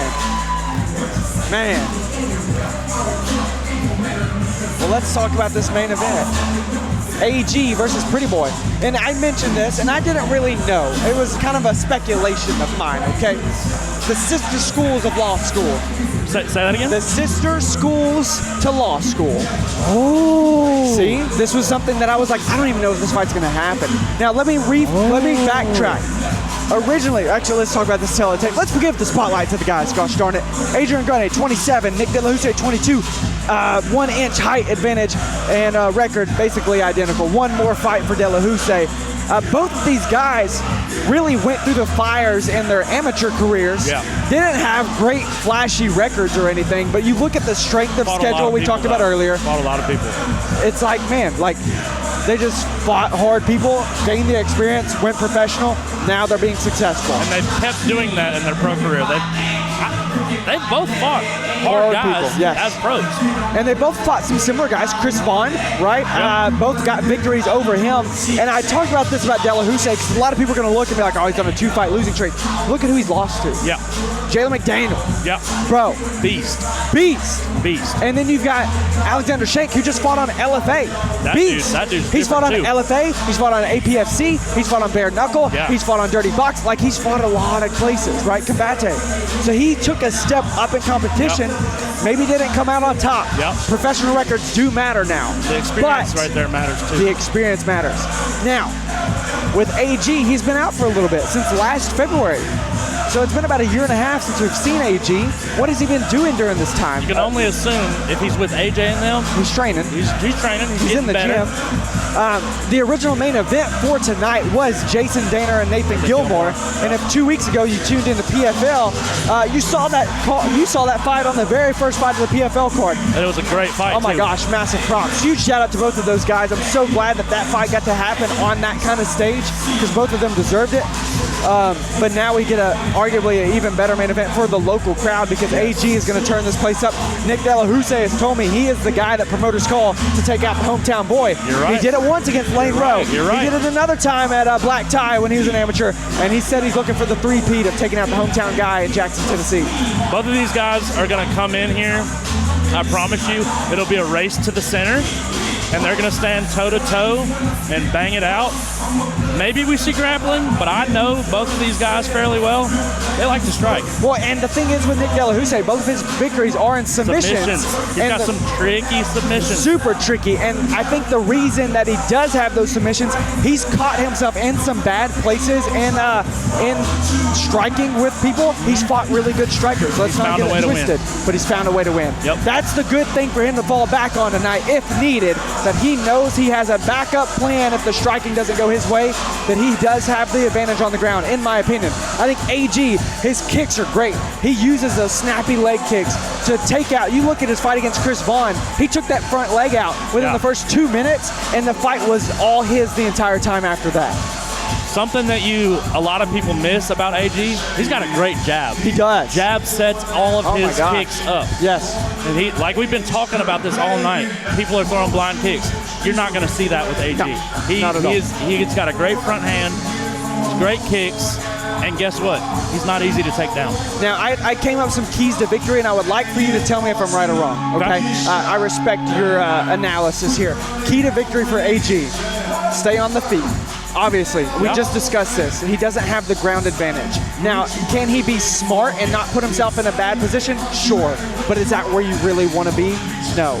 I think he needs to take out that lead leg. We just talked about the Chris Vaughn fight. And especially against a guy with the bouncy style like De La Houssaye has, if you can neutralize that front leg, make him switch stances, he is comfortable there. But if he can't put pressure on that leg, you're going to be able to take advantage wherever you want. And number 3, don't rush. Take your time. Patient. Because if you do mess up, De La Houssaye can catch that. Yep. I like that assessment. I want to see how Nick comes out with his stance. Sure. There's some things that I watch with Nick that is somewhat unorthodox in a striking stance. He's kind of mixes it up. He goes outside and like really wide. We just saw Caleb doing this thing. Yeah. Nick does that a lot to gauge distance. Yeah. Okay. If you're fighting a guy like AG who's like very high in sight and technical, that's bad news bears right there. 100%. Can't do that. And AG's quick. He's got really quick hands. But I will say, AG might be good at kicking the front leg, kicking that calf. Nick's damn good at checking those. That is true too. Damn good at it. So my keys to victory for Pretty Boy, Nick De La Houssaye. Number 1, keep him at distance. Neutralize that stand-up attack. Use your long especially shots. with your kicks. Yeah, your long shots. I guarantee you he's probably got a reach advantage here. Right. Use that to your advantage. If he's not going to rush, that's okay. Wait for the counter. Right? Use those snappy kicks. He's got really good kicks, in my opinion. He is able to switch levels very well with it. He's going to come out wearing Muay Thai gear. Yeah. Right? He is like got the thing. Yeah. I believe that his basis is Muay Thai. Sure. Okay. So, continue though. I interrupted you. No, and my last one was the jiu-jitsu. Use it if you can. That's my thing though. AG's not easy to take down. He's not. How are you getting there? Sure. Do you get caught and save yourself? Exactly. That's the because question. In the 2 submission victories that we've seen Chris from Vaughn, it wasn't off of a takedown. It was not. Was it? No, sir. Right. Well, how are we getting AG there? AG's not. I cannot stress that enough. He's not easy to take down. Well, we're going to find out real quick because Nick De La Houssaye is about to make that walk. Here he comes. Pretty Boy himself, 2-2. 2 submissions, fighting out of Wolfpack MMA. He recently made a move farther down south of Mississippi. Said he's cross-training with an ATT down there as well, too, with one of those gyms. Again, slippery jiu-jitsu. A former champion, might I add, of SFC 145. Yes, sir. Not an easy promotion to get a championship in. And won it against a dog, too, Roland Pruden. Yeah. Yep. And look at Roland, where he's at now. Beast. And that purple belt in BJJ. Now, I did say the keys to victory, and I want to also touch on his strengths as well, in my opinion. The jiu-jitsu off the back. Obviously, we've already talked about these things, the snappy kicks and the pressure. But I stress this again. the guy that takes out the hometown boy.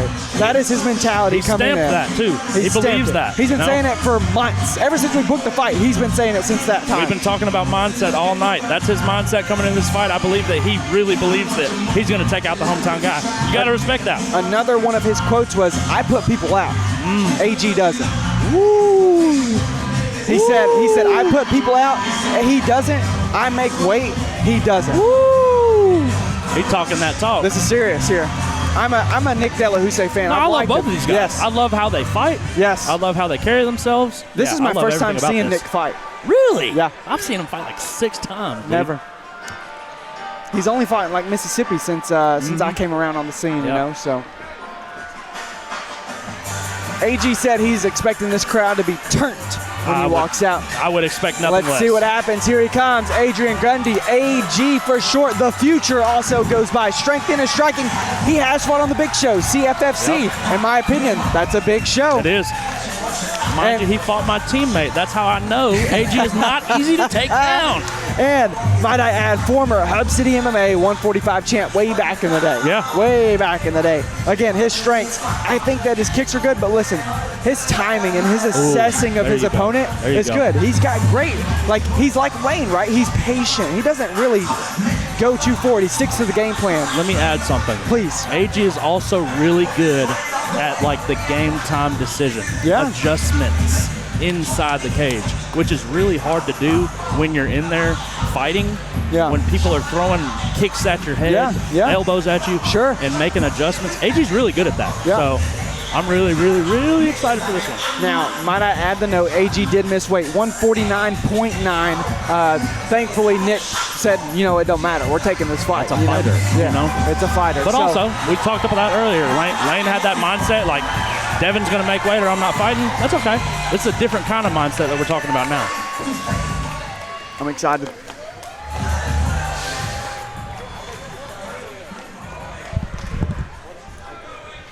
Ladies and gentlemen, this is your main event of the evening. It is the second pro fight tonight and only the third pro fight in Jackson history. And it is scheduled for 3 5-minute rounds of MMA action. When the fight begins, the referee, Yona Israel. And now Jackson, Tennessee, one last time from the Jackson Fairgrounds. It's fight time! Introducing first, fighting out of the blue corner with a professional record of 2 wins, 2 losses, weighing in at 145 pounds from Ocean Springs, Mississippi, representing Wolfpack MMA, Pretty Boy Nick Della Houssaye.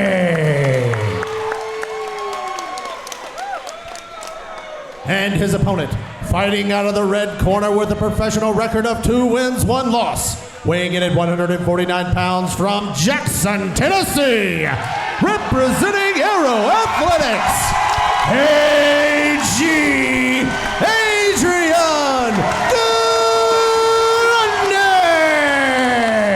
Might I also add, this is the first time since both of these guys have fought in Jackson in almost 3 years. What? AG hasn't fought in Jackson in 3 years. Nick hasn't in 2. Yep. Yeah. Wow. Main here event. we go, guys. Let's get it on. Here we go. Pay attention to Nick's rear hand, how he pushes it sometimes, and pay attention to AG's jab and his low calf kick. See how he's swatting with the rear hand? AG needs to capitalize on that if he can.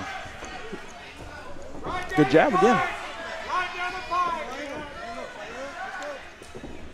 Be looking for those adjustments that I was talking about with AG. The thing I like about Nick as well is he has been active. He just fought probably last month and a month before. That was his fight against Alexander Shank. Beautiful left hook into the low right calf kick. Ooh, and a big right hand from AG as well. Yeah, those punches sound like they're thudding. Yeah, which Nick has good head movement, man. He's off the center. And that's those little crazy kind of strikes that Nick pulls out of his pocket that people don't really look for. Yeah. Oh, nice counter. Very beautiful.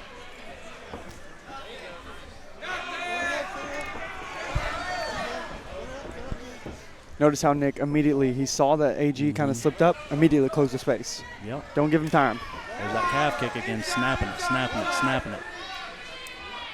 Both these guys are young. AG 27, Nick only 22.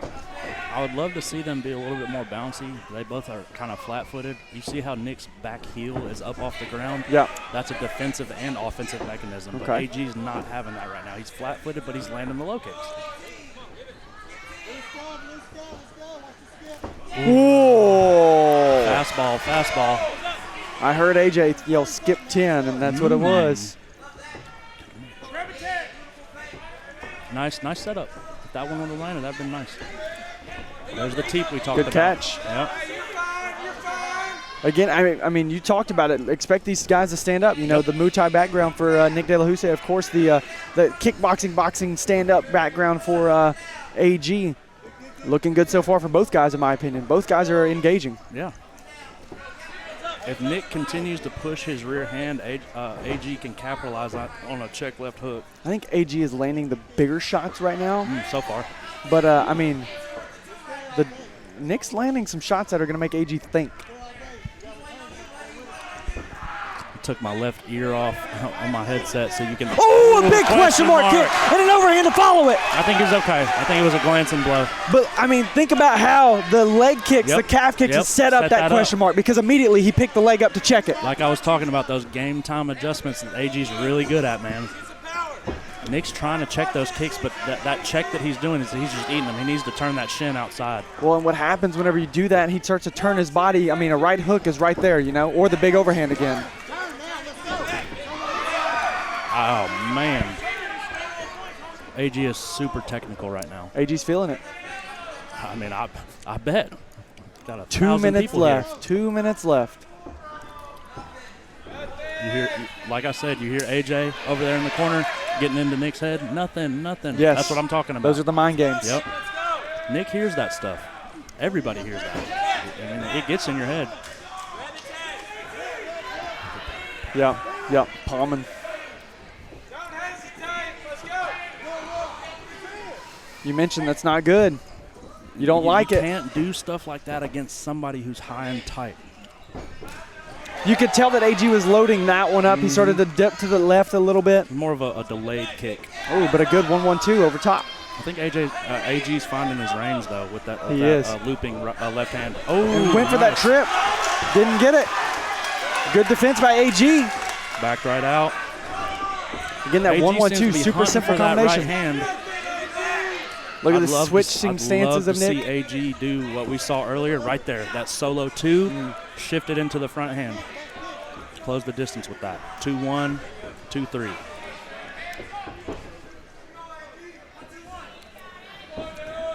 Ooh, big right hand. Also, AG's doing a really good job of making Nick Another big right hand by AG. Fight on his back foot. Yeah.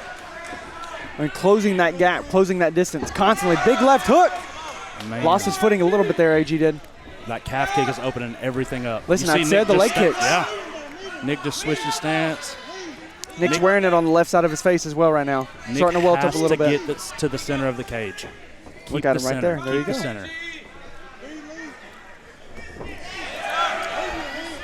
I mean, it's 1-1-2 over and over and over again, but there's no response from Nick De La Houssaye yet no for that. response because the low kick keeps coming afterwards.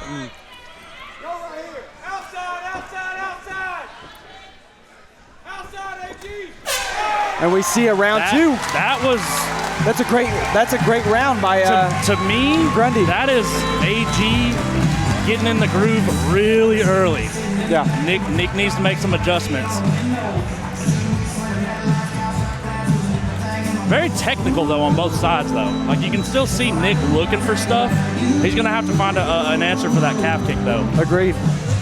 The calf kick is setting so much stuff up. It's even setting his hands up. And you had mentioned, like, you know, we talked about getting to the ground, but the takedowns aren't there. He tried for it, but a great defense by AG. I mean, dude, I can't say it enough. AG's not easy to freaking take down. No. How do you get him there? I would agree. Get him on the cage, push him to the cage, close the distance. I don't know. But right with now, him being AG's the aggressor, pushing yes, forward. It's difficult. A great round for AG. Really, really technical. I like what I saw right there. But I think a lot to take from that round for Nick De La Houssaye as well. Say that again. A lot to take from that round for Nick. You got to switch up. You got to change the game plan. Yep, for sure. Do you start grappling? Do you keep engaging on the feet? Do you switch to southpaw because your leg's getting beat up? What do you do?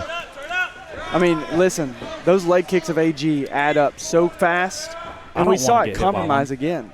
Like in the very good closing distance right there. Went under the right hand. It sounds like maybe his corner are thinking the same thing as us. Well, it looks like Nick is still pretty fluid. He doesn't look like he's starting to stall or anything. It's just, the shots are landing. But I don't think AG's putting everything. And then he put it into that one. I say it, and then boom. That left hook, though. Left hook. Push. Boom. I mean, keep tearing up the legs if I'm AG. Go ahead and take the free shots, right? Because you want Nick to stand up. Remember what I said about Nick pushing that rear hand just to gauge distance. Yeah, AG got that left hook right there. Like Mystic Mac, I predict these things. And a good check from AG right there on that leg kick. Nick is also another left hook. Yep. Nick is also leaning his spine back at his hips. AG can capitalize that with feints and just enter after that. That was a good elbow by Nick. Yes, it was. I think he's got to start closing that distance. Originally I said keep it at bay, but I think you got to make it a little dirtier. So instead of pushing that rear hand, feint the rear hand into the front hand like I've been talking about. We saw a lot of amateurs do it tonight. AG's left hook is naughty. And now we go southpaw. Back to orthodox. Yep. Oh, another big left hook, but man. that step in, that's what got him. So far, I feel like AG is picking which power shots he throws. Yes. And that's great. Like composed. He's not getting wild. Yep. Again, he's assessing and his timing. That's the big thing for him. Game time decisions. Know when to throw them, know when to hold them. Doesn't overextend, exactly. Good old Kenny Rogers. Again, going for that trip again, it looked like. I love watching AJ's guys strike. Oh, another left hand. Yeah, I mean, their boxing is pretty unmatched. That one hurt. That was right behind the ear. Yes, it did. Oh, he went for it again. He's got to stop loading that up, though. And listen, if he starts to overload too much, that's where we can start to see. That's where Nick starts to get in. That's where he starts to be good. You can time. If I'm Nick, I'm timing one of those loaded shots and going straight for the legs. Yes.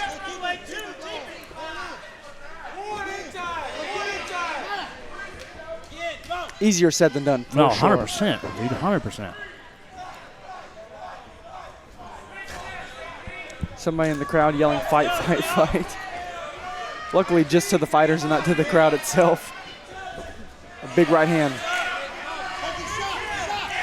AG is finding a home for that right hand every time.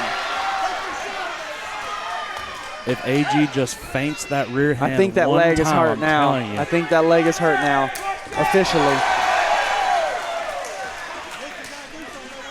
Yep, Nick's corner is telling him he's got to do something. We got to time it. You got to time something and get in. That was good. That was a good entry right there. Follow it up. AG's hunting for that overhand right, though. That opens a lot of stuff up for Nick.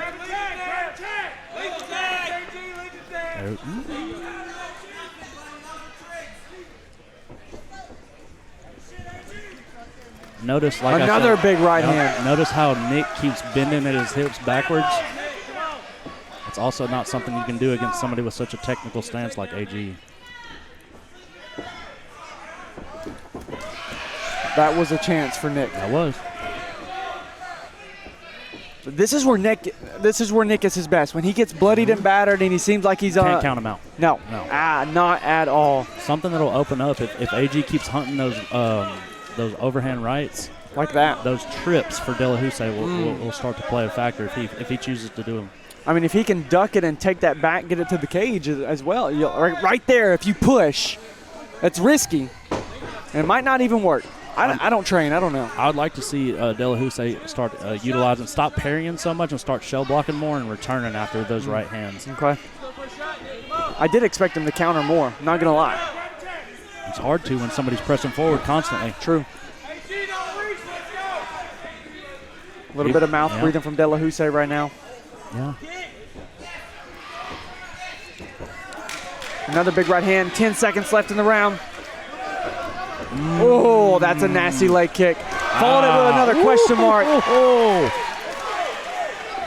I mean, AG looks dialed right now. He looks like he ain't been sitting on the couch, I'll tell you that much. That's for sure. Some game time adjustments for Del Husey. Stop leaning back, have a forward spine, tuck your shoulders up towards your chin, engage, shell block, and counter or interrupt AG's shots. Because AG's doing the same thing. Double front hand, right hand. Yeah. Low kick. Double front hand, right hand, low kick. Yeah. AG's not even feinting the rear at all. He's not even feinting his kick. And here's the thing. We saw this from Arrow the last 2 fights. They don't overcomplicate it. They're going to do the thing that works over and over and over. What did Lane Rose say? I'm a pro because I did the same thing until I became a professional. 100%. AG looks like he's been boxing to become a professional. Which is really playing against Nick's style. 100%. 100%. AJ, I just read AJ's mouth. He said, finish him.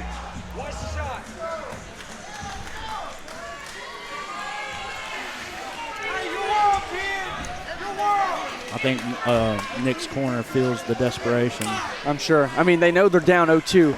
So Nick's just got to turn up the energy and kind of go for it. Nick needs to be the aggressor, pushing forward, in my opinion. Yep. That's going to open stuff up. Get off the back foot. Yep.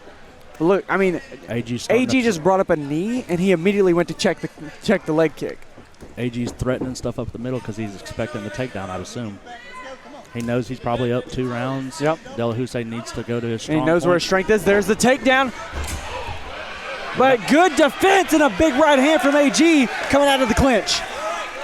Man. AG's searching for that uppercut now. That's the 3rd time he's thrown it in the last 32 seconds. See how AG's starting to work the body, too? He's looking for a finish. Yep. Get him to drop the hands. Yep. Let him worry about the body. The top's going to open up. It's still a technical fight now. Ryan Collins did look over at me and said, good fight. Yeah, for sure. I ain't seen not a bad fight tonight. Hey, body 1-2, body 1-2. No more backing up. Don't back up. Stop backing up. Don't back it up. I mean, De La Husey's corner is yelling at him, do not back up. Stop backing up. I've been saying that too, man. Move I see forward. It's hard to see in the cage sometimes, though. I mean, I understand. Both of these guys are so well coached, man. You can't 100%. count either one of them out. Ooh, that was close, man. AG's takedown defense. You talked about it. Man, He's I'm not telling easy you, to brother. take down. I'm a fan of these guys. I study their games, and they've also fought my teammates. So, I mean,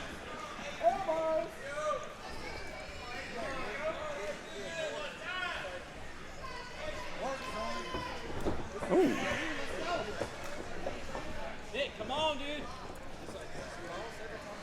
something else you can pay attention to is the eyes. Like, a lot of the feints are making De La Husey like flinch or react.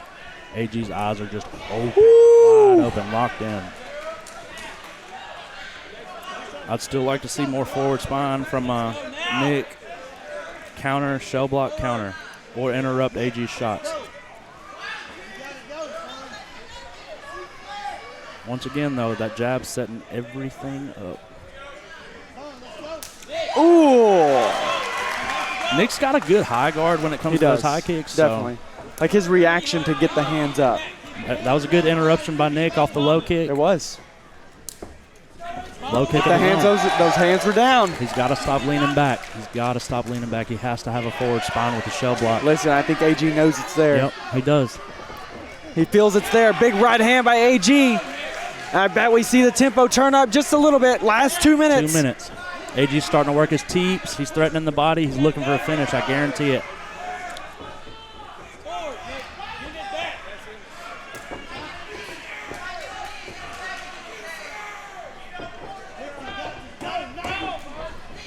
Another left hook. Nick's corner's telling him he's got to go, and I do agree. But AG can hear that, dude.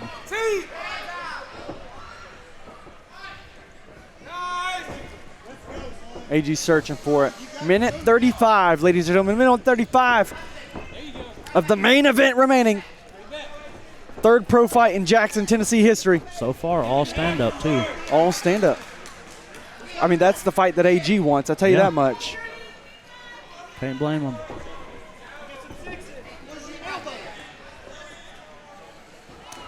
Delahousse is also like almost checking out towards his left once AG throws that right hand. It's a great opportunity for him to shell block that right side and return immediately. I can tell that AG is starting to load up the right hand a little bit every time that Nick was parrying. Ooh, did not expect that. From Kung Fu, baby. Oh, good 1-2 from Nick Delahousse walking through. He ain't done, boy. Don't count him out. There's still Ain't 50 over till seconds it's finished, left. baby. Yep, wait for that bell. Got to do something. Anybody's though. game still. Anybody's game. That outside calf is just, look at it. It's red. It's beat. It's going to hurt to walk tomorrow. 30 seconds left.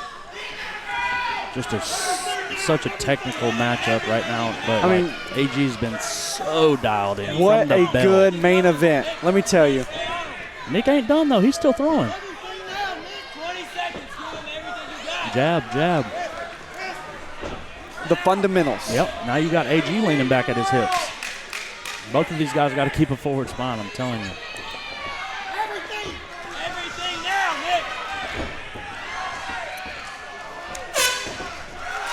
And that's it. That was a master class. One heck of a main event. That was great. What a performance by Adrian Gunji. AG more than likely taking home the victory tonight. That was nothing short of a master class. No disrespect. Obviously, I love Nick, but that was impressive, dude. And mind you, AG's not been competing, so obviously he's been training, though. I'm going to wait to say officially 3 in a row, but with 3 in a row for AG, I mean, you've got to assume maybe another CFFC, maybe another LFA. Where you at, baby? Something along those lines, because this has been the best performance I think he's had. Definitely the most technical stand-up performance I've ever seen from him. Yeah. And the takedown defense for those few attempts that we saw, flawless. But, you know, respect on both sides because they're technically teammates, if you will, right? You know, they've never trained together. Okay. They've never been in the gym together. Well, I know Lane's been training over there, so I figured that maybe. Yeah. I guess AG hadn't been traveling. I think it's there. more so through Cage Man. Yeah. That's a tough one, man. Tough one. You got to make some adjustments, but great job to both guys, man.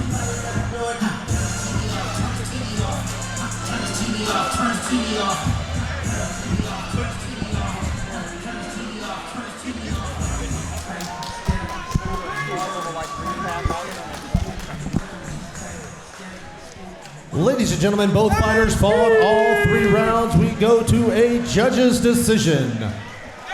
All 3 judges scored the fight 30-27 for your winner by unanimous decision, AG Adrian Grande.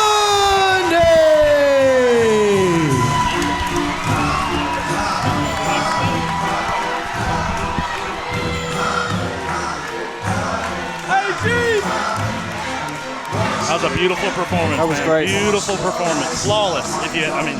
Literally just about flawless. Congratulations, AG. Ain't nothing like fighting at home. Thanks. You know, it's been a while. I'm just glad I get to come back in front of the home crowd and do what I do. Man, you looked on point tonight. Did you expect him to have the chin that he had, though? Yeah, I knew he was game, super tough coming in, so I knew it was going to be kind of tough to try to put him away. But I still wanted to finish, and I'm sad I didn't get it a little bit. Well, man, you put on a heck of a show. He took everything you threw at him, but it was a complete one-sided fight. What was your preparation like to get you here tonight? Man, we go hard every day in the gym at Arrow. I got killers, Lane Rose, Trevor, Coach training, pushing me every day. We can't be stopped. Well, it definitely looks like they had you ready for tonight. What's next for you? We'll see. I'm debating. I might go up a weight class, or I might just do right and stay here. But to the top we go. Whatever's next, whatever promotion, whoever, bring them on. Well, congratulations again. You want to give any shout-outs? Of course, big shout-out to my mom. Of course, she ain't here tonight, but it's my rock. She do everything for me. I love her. Nothing is possible without her. Shout out to God, of course. My family and my friends for coming and supporting me, the whole Jackson. everybody here tonight. If you came here to support me or became a supporter tonight, let's stay out there. I want to get a picture with everybody. Look forward to seeing you, brother. AG! Well. Flawless victory. I mean, I would arguably say that Fight Night X is probably Hub City's best card by far. It's from what I've seen for sure since I've been in tune with y'all. Fight Night 9 We'd like to thank everybody for coming out to Hub City Fight Night 10. Hub City MMA Fight Night 10. We'd like to thank all of our sponsors. And we'd like to remind you that the after party is at Cody's Sports Bar and Grill. Keep that wristband on for free admission and your first free beer. We'll see you next time, Jackson. Get home safe. Well, I mean, like we just said, I mean, Fight Night X definitely probably more than likely surpassed Fight Night 9. Again, Fight Night 9 was fun, like you said, and there was a lot of exciting matchups, but Fight Night 10, I feel like the level of talent just surpassed. Talent, yes. Performance. Yeah. Everybody just overperformed, in my opinion. A lot of the things coming into the night.